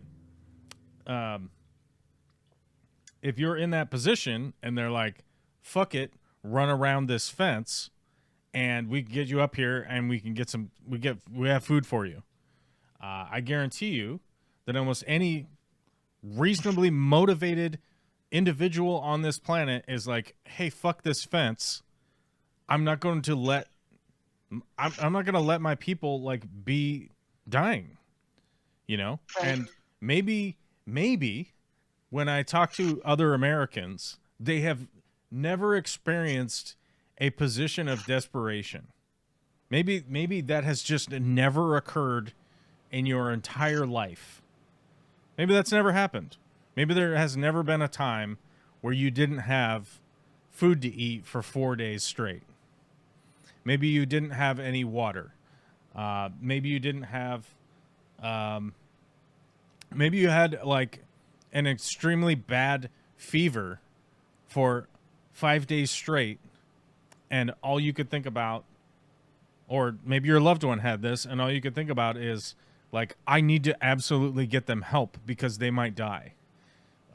Maybe that has never happened. Maybe that's just never happened in your entire life, and you're without the ability to imagine it ever happening. So maybe those two things are true, like simultaneously. Simultaneously, like you've never experienced it ever in your entire life, and it's an impossibility for you to imagine, right? Like, so those two things are happening in your mind at the same time. They're like, I can't imagine myself and what I would do in that position. And it's never happened, so I don't know, right? So maybe that is like the cognitive dissonance that like Americans are having. Because in a desperate situation, people will do things. And if you think that's a problem, if you think that like I'm making that shit up, all you would have to do is probably 20 minutes of reading about the corporal punishment when people used to steal bread. The corporal punishment used to be they would cut your hand off if you were caught stealing food. And if you didn't have a hand to cut off, they would just kill you because that would eliminate the situation, right? They're like, well, we taught you the lesson once by cutting your hand off, and obviously you didn't learn the lesson, so now we'll just have to use our scimitar and stab you through the heart, right? And now that person can't steal bread anymore. Problem solved, right? Historically speaking, those people that even had their hands cut off, the reason that we know what the next punishment was is because they still probably had to steal bread out of pure desperation, right? But we don't want to think about that. We don't want to think about that. What we want to think about is, quote unquote, doing it the right way. Whatever that may or may be, as regularly changes week to week, month to month, year to year, over the decades. If you go back to the 90s, Ronald Reagan, the apparent world-renowned god king of the fucking Republican Party, was running on a platform of getting everybody a fucking visa and quickly, and hiring and bringing in judges and doing and deeply expanding the courts in order to process people so that we could have an open border with Mexico that looks like the basically open border with Canada, right? Did they ever manage to do that? No, because he was lying the whole time.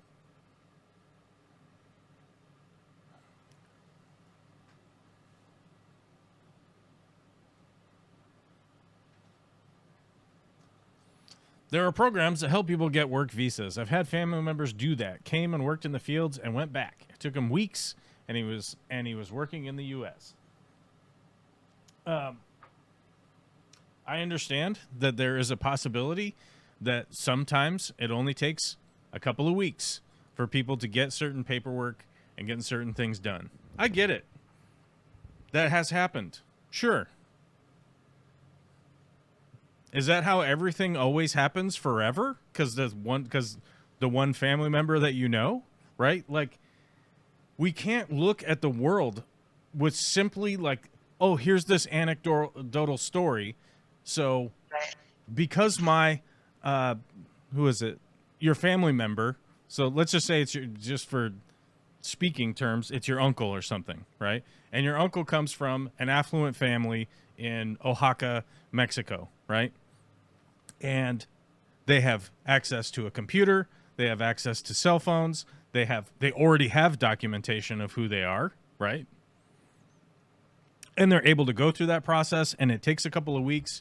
And guess what? Within that couple week period, they're not without anything because they're probably a fairly affluent family in the area that they're from. Let's say the guy from Ecuador who had 3 of his family members fucking shot dead in front of their house, right? And grabbed a few things and ran the fuck out the door, and then ended up at a different in a different part of the city, in whatever city they're in Ecuador. And somebody said, "Hey man, we can hop on this train. We'll go to the next town and we'll try to find something." They go to the next town, and the next town wasn't very hospitable, and they ended up, all right, fuck it. Hey, if you hide out on this train will go up to a certain area, and then we'll be able to hop a shitty boat, and we'll get up into Mexico, because obviously Ecuador has been a fucking shit show for us. Then the next thing you know, you're in Mexico, right? And the Mexican government doesn't really want to take you because you're from another country, right? And they're like, hey, motherfucker, get the fuck out of here. Or we'll cut your hands off, or maybe stab you with a sword. Who the fuck knows, right? And then they run into somebody and says, hey, I know a guy up in Oklahoma. It's up in the United States. The United States is a country run under the rule of law, where they won't be able to cut your hands off, even if you have to get put into jail for a week or something until they figure out who you are. The United States is supposedly the shining city on the hill, right? Where people are free and people have human rights. And if they were to take a look at the United States Charter that has stated for the last 80 fucking years that if you are standing on U.S. soil, okay, you have all of the rights of being in America, right? You don't need to be an American to have the rights in America, right? That's why if you are in fucking Saudi Arabia and you go stand on the soil at the U.S. Embassy, you suddenly are imparted the rights of the United States, because that's considered United States soil. That's why the embassies fucking exist, right? If somebody had read that charter, right, which may or not have been updated over the last couple of years from the version that they had read, that they were like, you know what, as soon as you get across the border, as soon as you step onto U.S. soil, you will have some rights, and you could be able to, I don't know, say, hey, can you take me into fucking custody because I'm fleeing these motherfuckers that shot my whole family in fucking what did I say? Ecuador? In Ecuador. You know, and then I just as an American go like, hey, why don't you fucking fill out some paperwork before you fucking leave, bro? Right? And it's like, okay. So the assumption there is that somebody would come into the United States, and we, having supposedly the greatest economy that has ever existed and the most amount of money that has ever existed, and having a fucking Statue of Liberty that says, send us your fucking, what is it? Send us your weak, send us your poor, send us your hungry, send us your feedy, whatever, what is it that says on the Statue of Liberty? Send us your weak. Just you're poor, you're tired, you're hungry. Yeah, there you go. I can't remember the rest of it off the top of my head. Give me your tired, your poor, your huddled masses yearning to breathe free, the wretched refuse of your of your teeming shore, right? Like this at the front door of the United States is the quote that has been at the front door of the United States since the French gave us this fucking statue that we've put up, and this has been one of the things, the shrouded holy fucking statue of the United States, right? Says, give me your tired, your poor, your huddled masses yearning to breathe free, the wretched refuse of your teeming shore. Which means you have too many people in your country. Send them to us. You know why? Because we won't do crazy things like black bag you and then ship you to fucking Africa, right? Into a death camp in Africa, right? We won't do that. We won't do that because that's not who we are. That's not America. That's not what the Constitution says. That's not what the Bill of Rights says. That's not what the 27 amendments. How many amendments do we have? 27?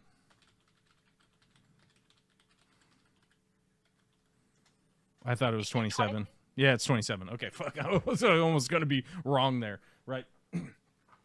That's not what the 27 amendments to the Constitution say. It doesn't say that. It doesn't say, hey, if you don't fill out some paperwork, we'll send you to a death camp in Uganda. That, by the way, is somehow funneling money to the U.S. government somehow by sending people there to a camp in another country. Does it say that? Does it say that on this fucking Statue of Liberty up at Ellis Island? Which, by the way, the only thing you had to do when you came to Ellis Island was sign into a fucking book. And by the way, they didn't even keep up on that. Right? But it's like, oh, do it the right way. Do it the right way, guy. You know? Do it the right way. What the fuck are we talking about? You know? And it's like, well, I had an uncle that was able to fucking do it, no problem. Hey, man, that's awesome. That's amazing. I have an uncle that owns a gigantic fucking excavator. What does that mean? I have an uncle that was able to afford buying a giant excavator. What do you fucking do? You know what? All of the immigrants that come into this country should be able to buy a big excavator because my uncle has one, you know? My uncle's able to do that. I don't know if anybody noticed today. I just noticed in the shadow. I fucking smashed the shit out of my nose last week. And I got this gigantic bruise right here. I don't know. I just noticed it. I noticed it on my monitor. I was like, oh, I look even crazier than normal. But I wonder if his family members have. I just want everything to work out perfectly for the way that I've ever experienced it in the entirety of my life, right? Like that's all I ever want, right? Like because nothing else has ever happened ever anywhere that I, you know, whatever. It's all good, you know, whatever. Hey, that's not like, you know, my uncle did it the right way. He was born here. You know? Like that's how you're supposed to do it. You're just supposed to be born here. Oh, wait a minute. They're trying to overturn that in the Supreme Court right now, that if you were born on US soil. Okay, by the way, if you overturn that, what country are those people citizens of now? What country? Yeah. What country are they citizens of? Somebody, one of you fucking MAGA freaks, please explain to me, if you have a human that is born in the United States and you just decide at some point, like, well, birthright citizenship doesn't mean anything anymore. What country are they, what point of origin are they from? Where are they from? What country? Yep. What country are they from? And by the way, if you want to talk to somebody about how difficult it is to clear that up in the fish keeping community, go bug Jimmy. I know he's made videos about it. He was born on a boat, so he never had a point of origin. Right? Yeah. So what are we going to do about that? And you know what? In the years since then, they eventually came to an agreement on that the people that are born on a boat, for instance, would be born to the point of to the port of origin, and would be required for the port of origin's country in order to issue them documentation. But here's also the problem: now you're not in that country anymore, right? So let's say somebody flies here from Spain and they have a fucking child, right? And you just decide, oh, well, we're just gonna not issue them any paperwork, right? We're not gonna acknowledge that this kid was born here. We're just gonna not do any paperwork, guys. Hey, you know, we got this baby that was born from Spain in the United States. Guess what? We're just gonna not do any paperwork. How about that? Yeah. And then now you have a baby that's just in the United States that has zero paper trail.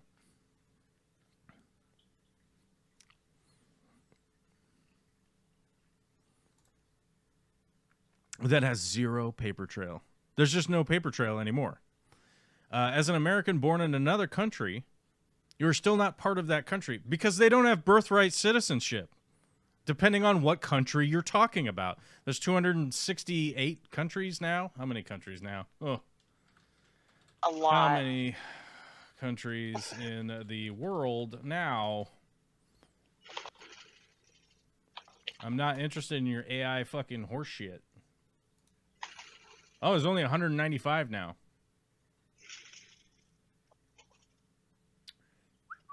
And 33 of them offer birthright citizenship. Yeah, only 33.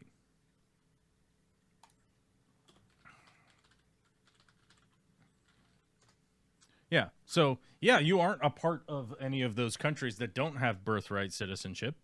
And oftentimes, if you are traveling to a country and you are too pregnant, for instance, like let's say you're too pregnant coming from Spain to the United States. Like, let's say you're 9 months pregnant. First off, immigration probably isn't going to let you come in or go, right? They don't want you flying around on a plane if you're too pregnant.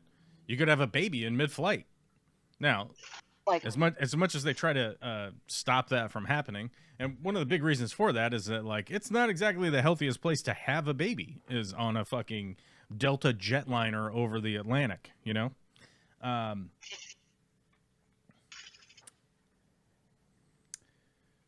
Some countries have changed their birthright citizen rules in recent decades, adding restrictions or moving away from unconditional policies. For example, the Dominican Republic's court stripped citizenship from children of undocumented immigrants, and India updated its law to require at least one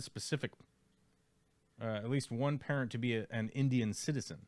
A comprehensive list of countries and their specific policies can be found at the World Review. So, are we advocating to be like the Dominican Republic, or are we advocating to be like France or Germany?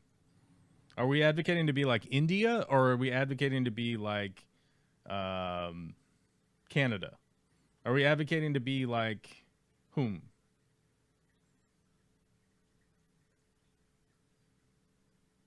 What policy are we like advocating to be of, right? Like what's the plan here? Is the policy empathy? Is the policy sympathy, or is the policy just punishment? Is it just raw punishment at all times for every person ever? Is that our plan? Is that what we're trying to do? Because I'm certainly not the advocate of that, right?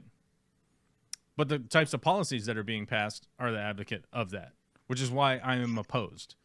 And I know, Alvin, you are apparently a big Trump fan for some reason. I would implore you to go watch Donald Trump signing today's executive orders. He has no idea what is in them. He has no idea what is going on. He goes on rambling diatribes about how no one else could sign an executive order like him, or an auto pen couldn't sign an executive order like him.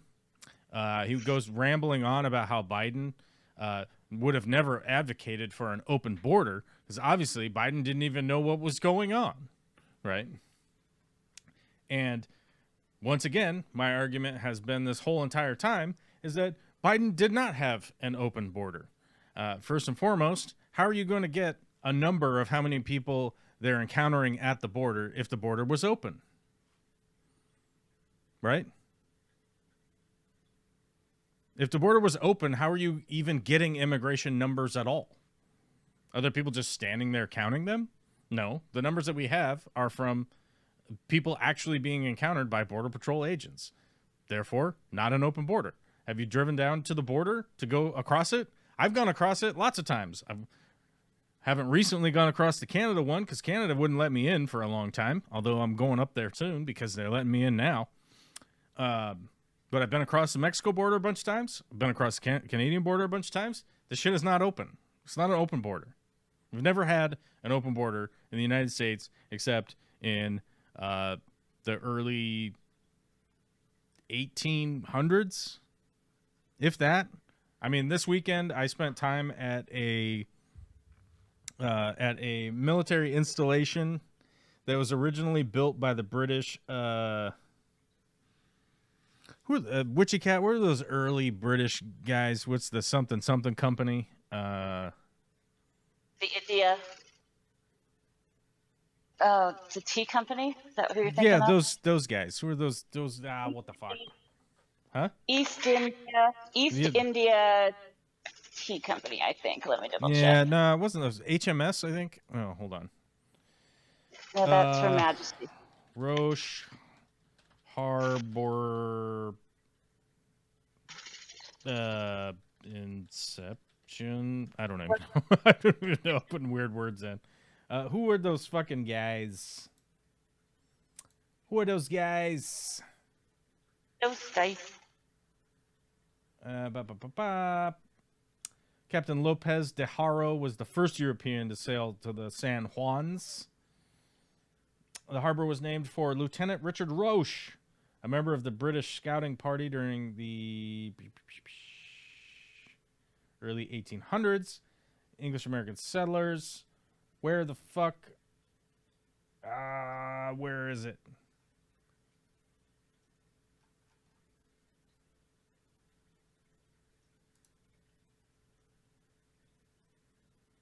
Oh my God, we got to go to a super fancy website.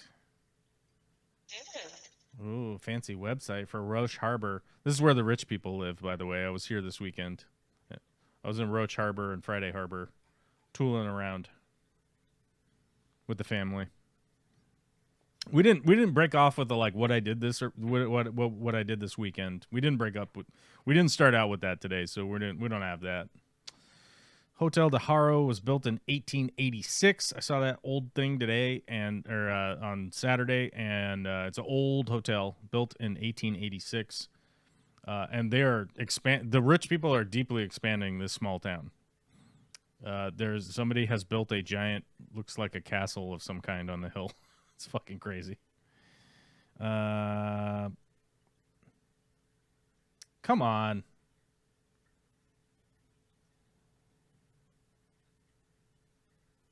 I think it was the HMS, right?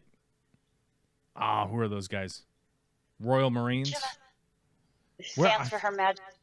That's the thing. Yeah, it stands for Her Majesty's fucking whatever, but like I read it. I'm saying I read it the other day, and I'm like having a total brain fart about the history, but I went to the wrong website because that was like way too fancy. That was way too fancy for us. We got to go to this fancy website. We have to have the fancy websites. That's what we got to get doing. We got to get to doing.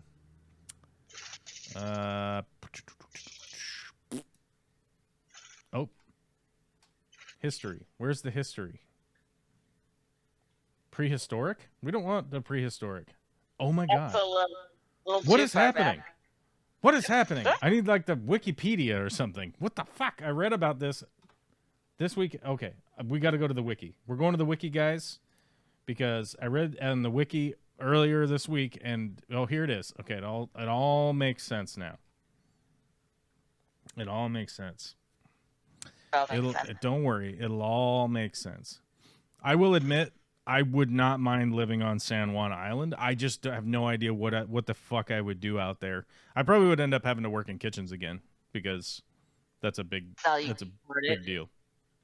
It's a big deal out there. I'd be working in like doing people's weddings and shit and making them little aperitifs and stuff, you know. Royal Marines. The British Marines quarried and processed limestone at or near Roche Harbor. After the territory dispute was settled in 1872 in favor of the United States, the land encompassing Roche Harbor was homesteaded by Joseph Ruff. Yeah, I'm saying that, like, and my point for bringing this up is that, like, I was at where the fucking British were on a fucking island that, by the way, is hard to get to now. And in the 1850s, the Americans were like, you got to get the fuck out of here, you fucking idiots, you fucking Brits. And the Americans shot one of their pigs to show them exactly how serious they were. It's called the Pig War, if you guys want to look it up. No one even died. No one even died, except some pigs, apparently. Where is the Pig War?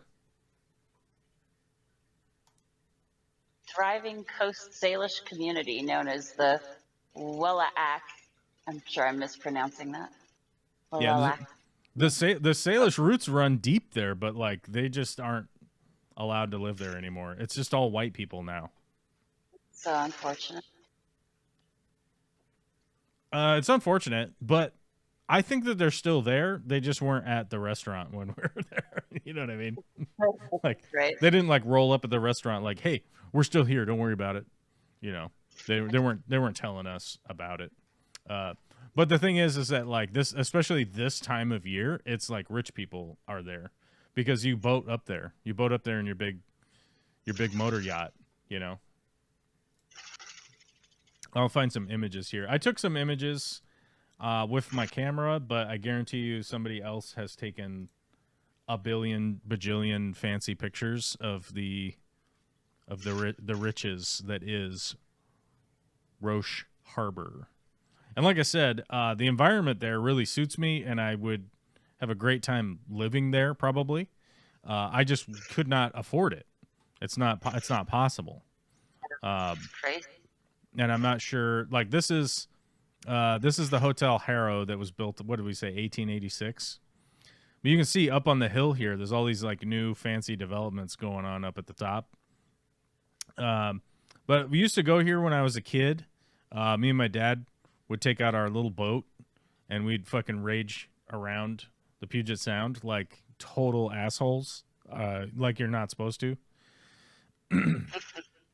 And we would just go for it because that's the kind of peeps that we are. You know, you ask when it comes to doing stuff like boating, you just ask for forgiveness, you know, because you're like, I just wanted to go. Oh my God, look how many people are on the fucking dock. That is not safe. That thing looks like it's sinking. There's so many people on it. But yeah, you just go out there and then you're like, I just wanted to check out how beautiful it is here. And then people are like, yeah, okay. Yeah, it's cool. You know, the weather's good today. Don't worry about your little boat. You'll be all right. Although one time we were almost not all right. We got caught in a storm. We got caught in a storm in the Puget Sound in a boat that is not ready for the ocean. We should have been like TLC. We should have stuck to the rivers and the lakes that we're used to, right? We don't want to go chasing the ocean. But the front end of Hotel Harrow is fucking amazing. The landscaping is epic. People have weddings here. As a matter of fact, somebody was having a wedding here this weekend.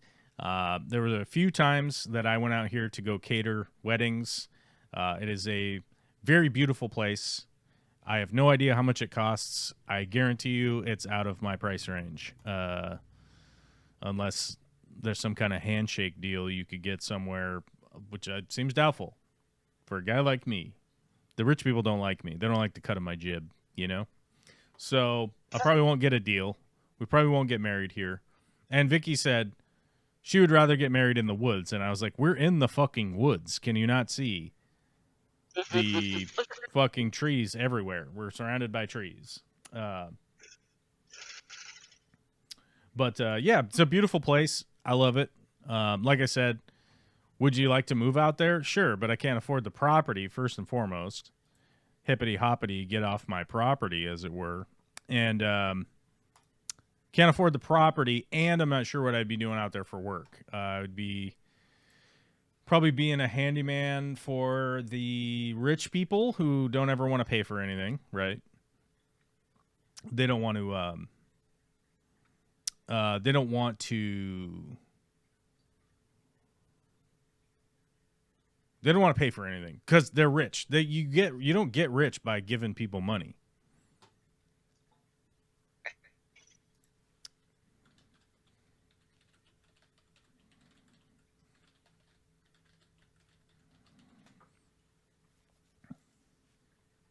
Open your own catering business. Take care of all those weddings.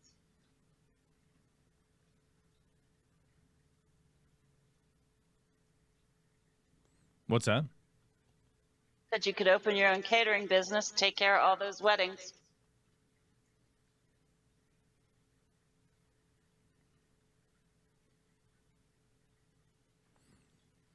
Alvin Alejo says Texas was sued for closing its borders to stop illegals coming in and was forced to open it again.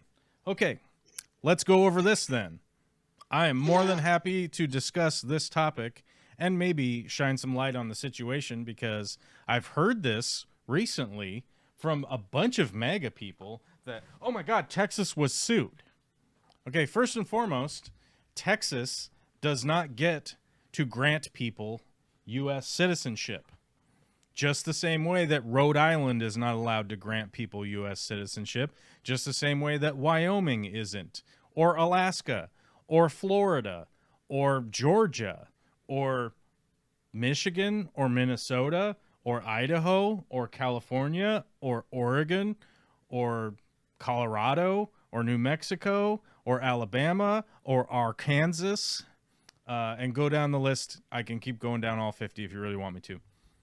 You know why? Because you are not a citizen of Texas. You are a citizen of the United States of America, and that is granted by federal right.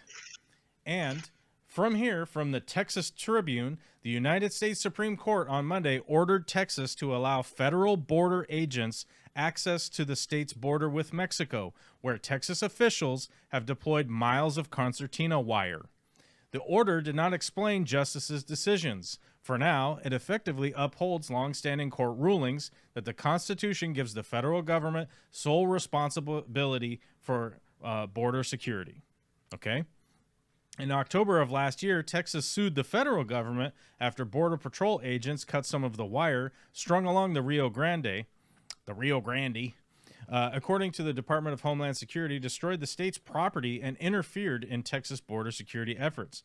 The 5-4 order from the Supreme Court vacated a previous injunction from the 5th U.S. Circuit Court of Appeals that prevented Border Patrol agents from cutting the concertina wire. The concertina wire that they had deployed was completely inhumane, and throwing it into the fucking river is insane.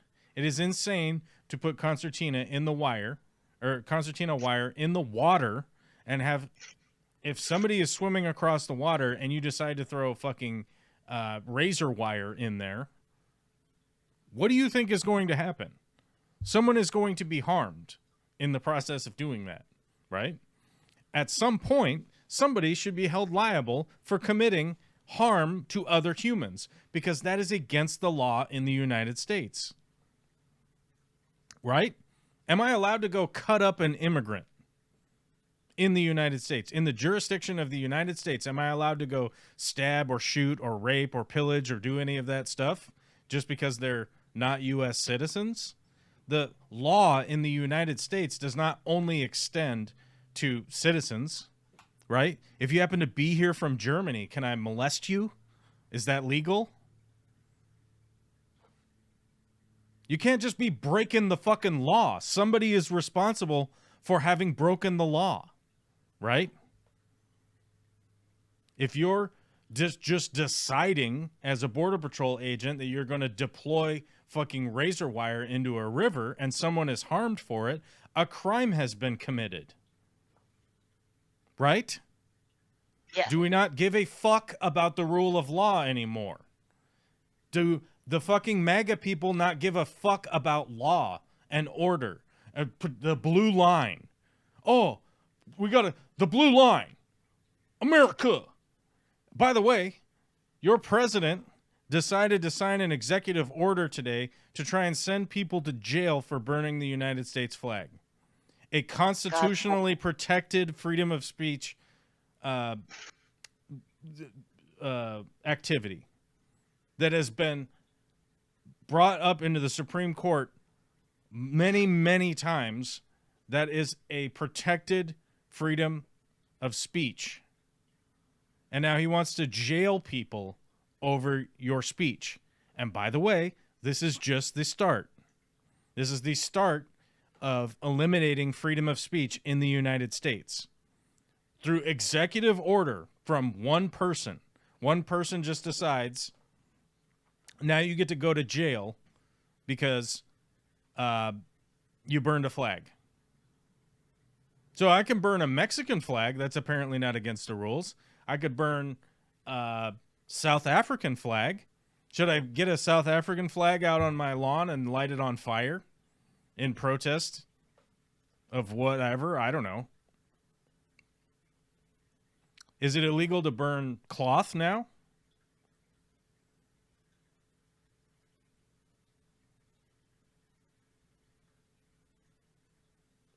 Should prisons and jails get rid of the constant... Do you understand, like, the fundamental difference between somebody that has been sent to prison? Right? Do you understand the difference? When you get sent to federal prison, your rights have been revoked. You are imprisoned in a jail. You're imprisoned in a prison. Do you understand that your rights have been revoked? Your rights of freedom of movement have been revoked because you've committed crime. Do you understand that your rights have been revoked? Once you're in prison, your rights have been revoked from you.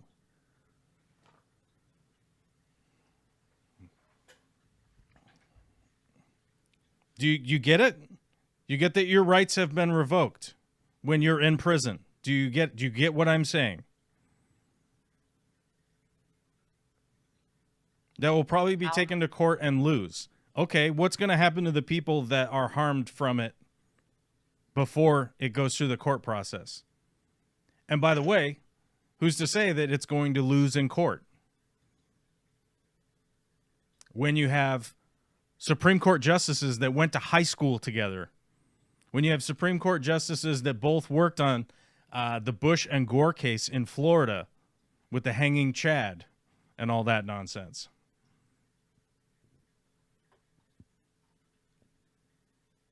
Taking bribes or any of a million other things. Right.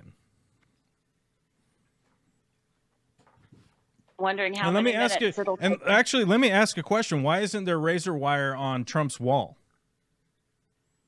That he is currently spending, what is it, $27 billion to paint it black?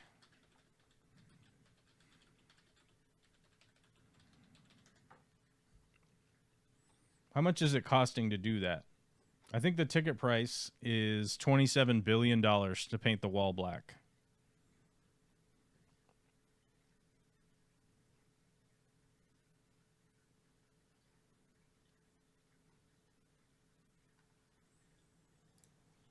There's a difference between putting concertina wire into a river where you can't see it, knowing that people are going to encounter it.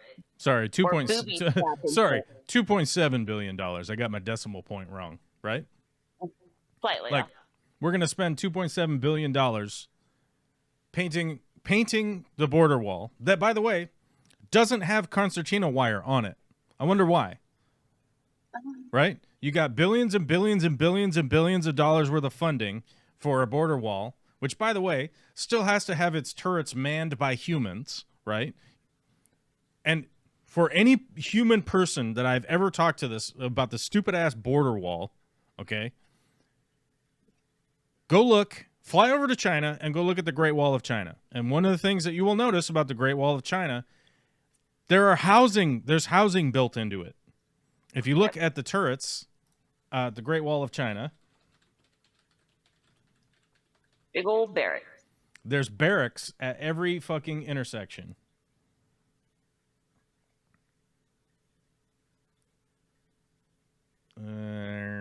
Where's a good picture? Here we go. Here's a picture. You would imagine that there's like pictures of the Great Wall of China.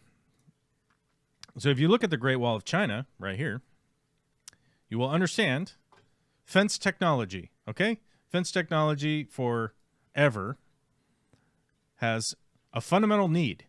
Humans interacting with the fence technology. Humans interacting with the fence technology is a requirement for your fence to operate properly. Because if you set up a fence around your yard and there's no one around there, I can just drive my truck up and just knock your fence over and go in your backyard. It's not a big deal. It's not a big deal. You just go in, right? We're all living under a social contract that I have a fucking shotgun over here, and if you suddenly come and knock my fence over, I'll probably shoot you. So, you know, we have a social contract for that, right? We all understand that it's against the law to drive your truck through my fence with the intention to come in and probably do harm to me. I'm going to defend myself, right? And that's the difference. You understand, like, the fundamental difference of, like, having rights and being in a position is different than going, well, why do prisons have razor wire on them?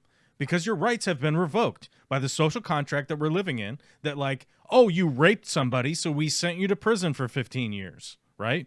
Now, we put razor wire on the outside so that you don't get out and commit more of the crime that we've already fucking sent you to prison and taken your rights away, right? But the same thing with, like, a border wall that's fundamentally fucking flawed, the bullshit that's being built down there, is you might as well put up a chain link fence if there's no one around to do anything about it.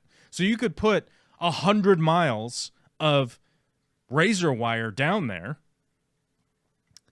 and I tell you what, you know what would happen? People would work their way through it because people own tools. We're not fucking stupid. We have hands, opposable thumbs, and can figure the fucking problem out, right? To get over the fucking razor wire that you put down there.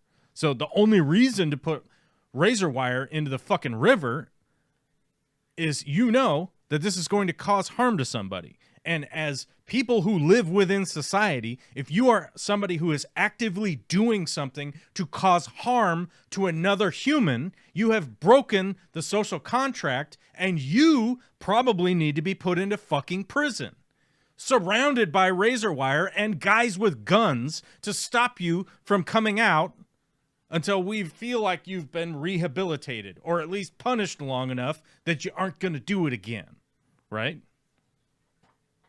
But maybe that's just too deep of a concept for humans to understand. I don't know. Maybe it is.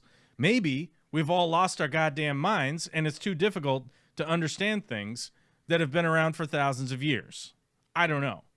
I think it probably has something to do with people reading weird books from a couple thousand years ago that sort of avail them from having any responsibility of their actions because they talk to a guy with a white collar in a secret room. Hey, guy, I did bad stuff last week. Oh, good. Well, Jesus says it's fine. Jesus says it was fine, so you could just leave. I'll see you later next week. Come tell me about all the bad things that you did, and I'll send the imaginary Jeebus to avail you of all of the bad things, and it's okay. It's okay now. Right? Right?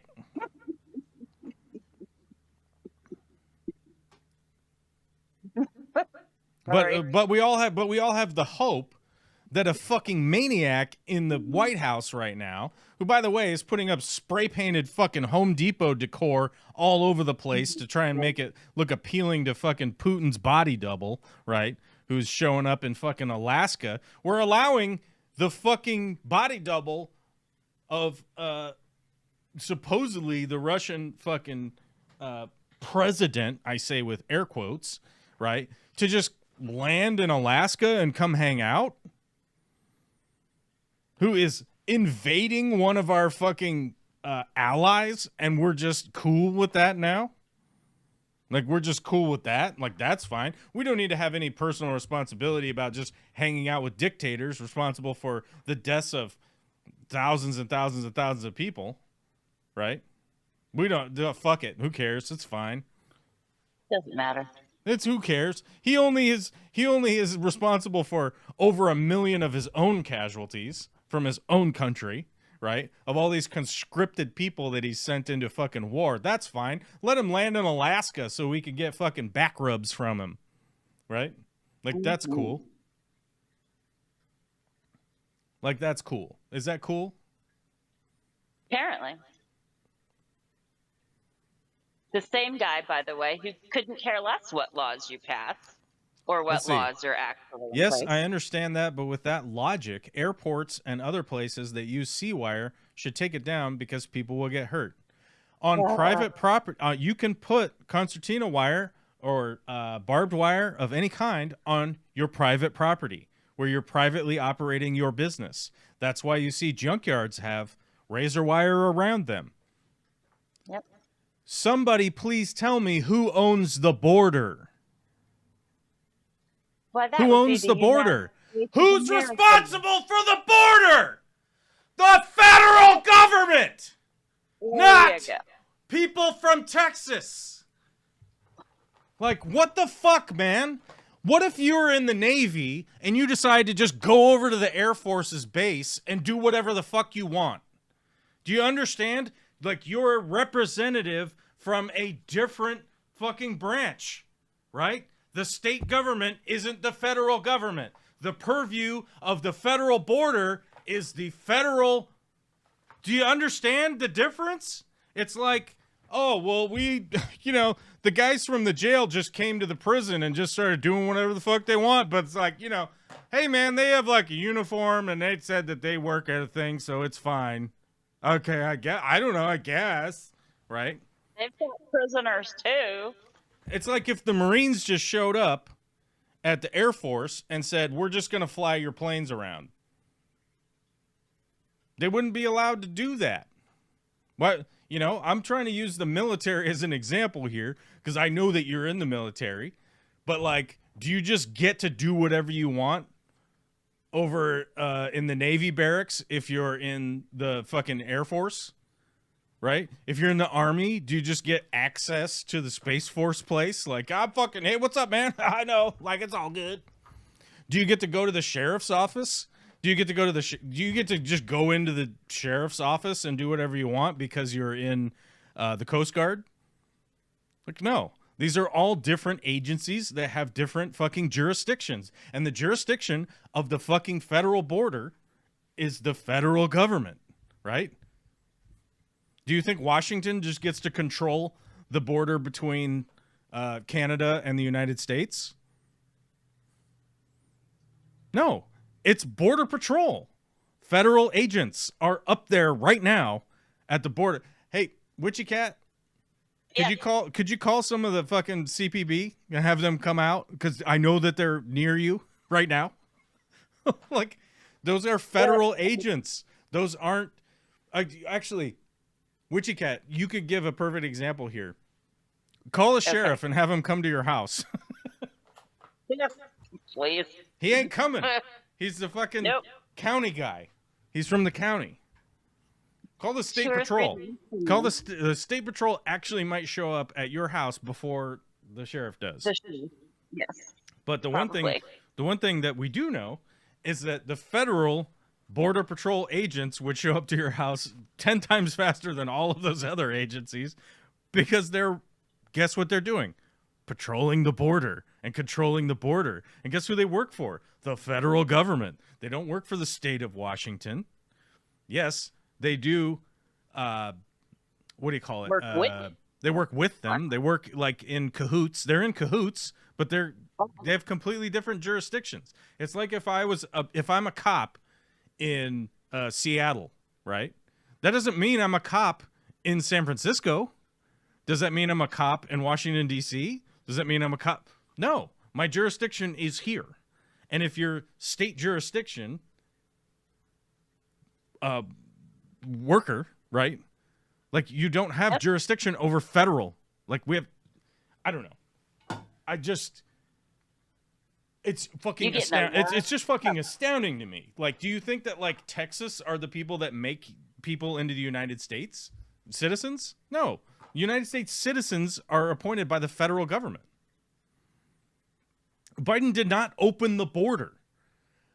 Biden stopped Title 42, which Title 42 was in place because of the COVID pandemic, because of an emergency of a fucking goddamn virus was moving around, and Trump put Title 42 into place on the border, which stopped it mitigated any kind of border crossings to the absolute minimum number that our federal government has, by the way, passed through Congress. If Congress means anything anymore to any of the fucking Americans, was passed through Congress. Title 42 limits the amount of people able to cross the border to the minimum number.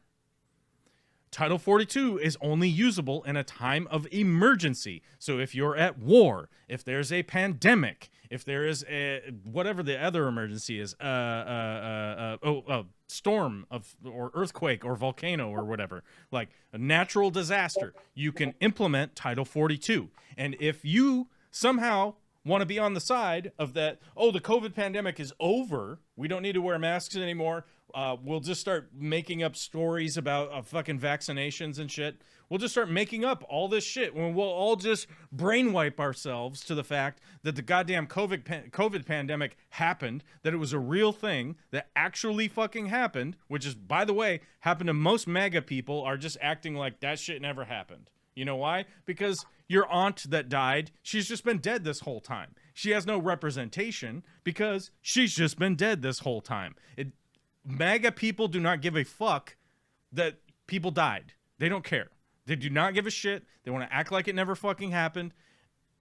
Title 42 was in place. Joe Biden said, hey, the pandemic is officially endemic now as opposed to pandemic. And so you could either have one of two things. You could have Joe Biden keep saying that there is a pandemic, which was untrue. So Joe Biden leaned on the side of truth and saying this virus has been categorized as endemic, which means it is on the planet, it is spread everywhere, and everyone is going to end up getting it, and there's no holding it back anymore. So they revoked Title 42, and they worked in Congress to put through comprehensive legislation that was sponsored and written by Republicans, including Republicans from Oklahoma, Kansas, and Texas, about these are the things that we need to make this border work better. Funding, judges, processing centers, building more of some border wall that needed to be replaced and repaired in the areas where humans can actually walk up to, which another reason why building a border wall over a mountains area is that people don't try to walk over the fucking mountains there's no reason to build a border wall there, and it's incredibly expensive when you could easily fucking use drones and current technology to keep an eye on that part of the border. Regardless of that, let's not get sidetracked.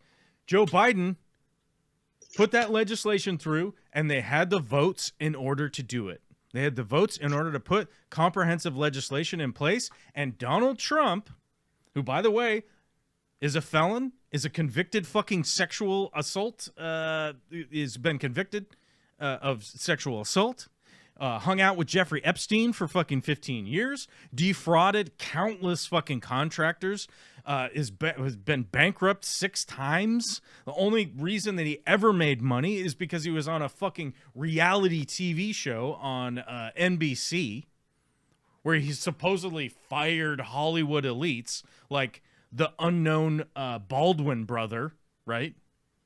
Or like NBA players that were like 12th seat NBA guys. And somehow the middle of this country fell in love with the New York spoon-fed fucking billionaire elite idiot piece of shit who cheated on his wife with fucking prostitutes while she was like 8-9 months pregnant. Absolute abject piece of shit. Called Republicans and told them to vote against it, to vote against their own legislation.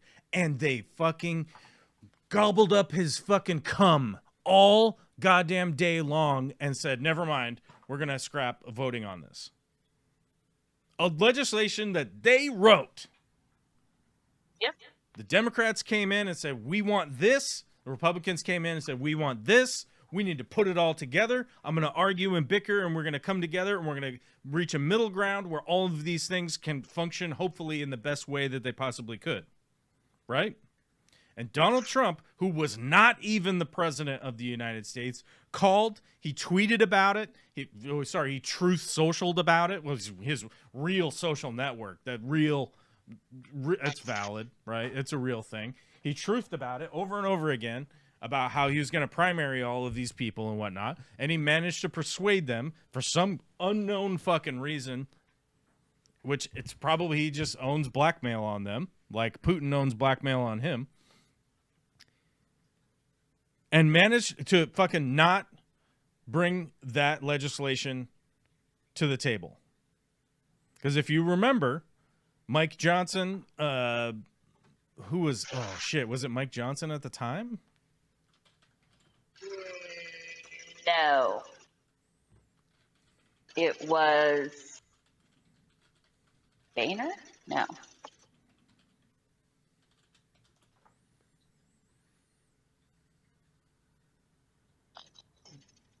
Yep, it was Mike Johnson. Speaker Mike Johnson, the fucking Trump ball licker. Johnson dismisses Biden's possible border executive action as election year gimmicks.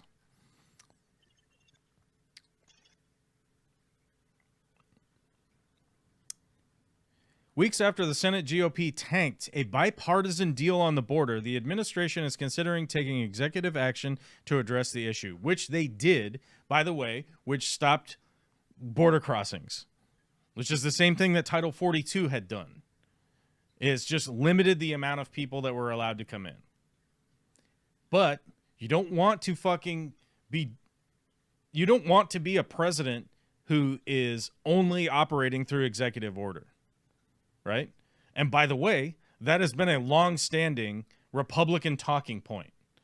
I don't know how many times, if you want to go back in the history machine here and see how many times Fox News was abjectly crying and shitting their pants that Obama was dropping executive orders.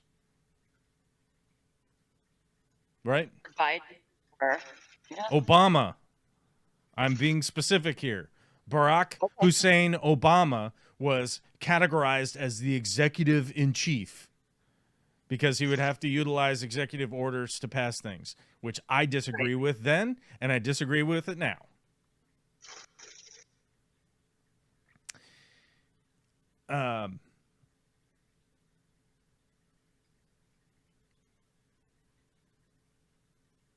Where was it? Bates added that Johnson demanded border legislation for 6 years, only for House Republicans to balk as soon as the strongest bipartisan border deal in modern history and killing it, explicitly citing Donald Trump's concerns that making America safer would diminish his campaign. His political campaign was his reasoning for calling all of these ball-licking freaks in the fucking Congress and getting Mike Johnson to table the bipartisan border deal. And none of this shit means anything to you at this point because you've brainwiped yourself into thinking that like none of this shit ever happened and somehow Donald Trump loves America, right? Which is fundamentally not true. I mean, maybe he loves America, but it's for selfish reasons for him to take from us more and more and more and more over and over and over again. He's already taken $3 billion by estimates in personal wealth from being president this term around. But none of that means anything. But none of that means anything at this point, right? Because MAGA people are so far down the fucking rabbit hole that you can't walk yourself back out without feeling so much shame, right? That you're like, well, forget it. I won't forget it. I guess I'll just keep believing whatever I hear from fucking Tucker P. Carlson or fucking Ben Shapiro and his weird lip filler that he's got now, right? Like, what is it? Like, yes, you will probably feel bad for a couple of days when you have to tell people, you know what? I'm sorry. I fell for something. I fell for it. These guys were lying to me and I fell for it. Like, fuck. I'm sorry. But if my ass can go to fucking AA and get sober and admit to every person I've ever met in my entire life that I may or may not have harmed them emotionally, I may have harmed myself emotionally and physically through my drinking and drugs and alcohol abuse and everything under the sun, I think that MAGA people should at least have the spine to admit I fell for a line of fucking somebody was lying to me, and I need to just tell some apologies to people, and I need to remember that, you know what, I probably am a bit of a moderate person that wants to see both sides of fucking things that are going on, right? Like, I think that that is fundamentally possible. I think there is no reason in this world that MAGA people can't just say, you know what, I was wrong, and you will probably catch a little bit of shit for it, right? You probably will. And you know what will happen is that people will go like, hey, you know what? That guy, you know, that guy's actually much more of a fucking solid, rounded person than I even thought. That's probably what is going to happen. Right? I've been down this road before. Where people were like, fuck you, you're a piece of shit, you're fucking wrong, blah, blah, blah. I'm right about this thing. And then a bunch of years later, the same people, I fucking run into them, and they're like, you know what, man, I'm sorry about that. You were right. You were right. I don't think that socialism for Intel suddenly makes sense for you people when socialism has been your villain forever, right? Oh, it's communism. Oh, it's socialism. But now you're suddenly backing the United States owning 10% of Intel because apparently, as Donald Trump said today in his interview, that I brought $11 billion to the U.S. Meanwhile, he's probably having a fucking stroke and shitting his pants while he's saying it. But that's not important to you.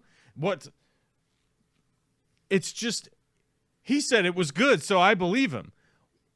If we own 10% of a publicly traded company, right? Let's say we own 10% of a publicly traded company. That would mean that we somehow own 10% of the stock in a publicly traded company. Okay. If we own stock, we have zero, nil, zip, zilch, realized gains. Do you get it? You might own the stock, but you don't have any money until you sell the stock. So somehow, Donald Trump thinks that he got us $10 billion from owning part of Intel. And by the way, whose name are those stocks in? Because if it's 10 billion worth of stocks, go ahead and put my name on it, because I'm going to go ahead and sell it, and then I'm going to buy one of these islands out here. I'm going to build a compound called People Don't Wear Pantsville, okay? And if you show up and you're wearing pants, well, heaven forbid, I've put concertina in all of the water. I put concertina wire in all of the water, so you might get razor blade cuts all over you. And then I'll just be like, oh, hey, man, that heaven forbid you swam up in the fucking razor wire, you know. But we all know it's absolute fucking bullshit, because most likely those stocks are probably going to be in Trump's name, in his family name, or one of his fucking weird shell companies where he's been probably soaking up a bunch of whatever the Epstein money that he's probably gotten from fucking Ghislaine Maxwell, who, by the way, who just recently had, air quote, testified to Trump's personal lawyer, his personal lawyer turned White House lawyer, right? Trump, he never did anything. I never even seen him do anything, ever. Okay. Is it cool? Can I get out of prison now? Which, by the way, you MAGA people sent a sex trafficker, a known convicted sex trafficker, to a minimum security prison, which has never been done before. Do you understand that? In the history of the United States, all sex traffickers have never been sent to a minimum security prison, and even the people that worked at that prison have come out with statements that are saying this is so out of pocket. Like, this makes no sense. I don't know why she's here. This is crazy, right? But no, that's all fine. That's all fine. It's all good. Don't worry. That's good. It's all good stuff. He brought $10 million to the United States. What? What the fuck are we talking about? Meanwhile, fruit, vegetables, meat, the things that you require to survive, not Intel stocks, have gone up by 40% on the wholesale side, which means on the retail side, they're going to go up more than 40% because that's how basic business works. You can't buy something and sell it for less than you bought it for, or eventually you're going to go out of business, right? And then, well, I don't know, maybe Donald Trump will step in and he'll own 10% of the fucking grocery stores or whatever, right? Mom Donnie wanted to open fucking five grocery stores in New York that were not-for-profit, state-owned, right? And you all fucking shit and pissed your pants. Which, by the way, I don't necessarily agree with Mom Donnie about all this stuff, but I'll tell you this much: he's much better than fucking Eric. What's his name? That Trump. What's his name?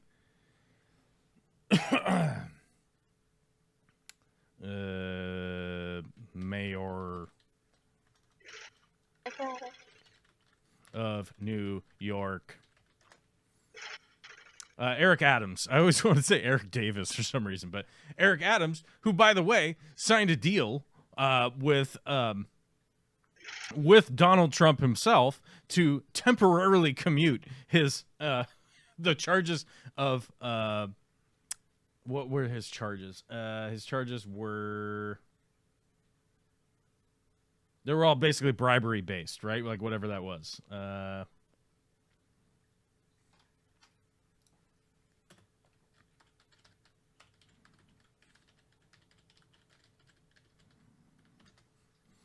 Which is funny because, like, the charges were withheld with prejudice, which means that as soon as the with prejudice part is removed, they can just bring the charges back on him. So as soon as he's no longer the mayor, they no longer hold this deal over with him anymore, and they just send him off to court so he can probably go to jail.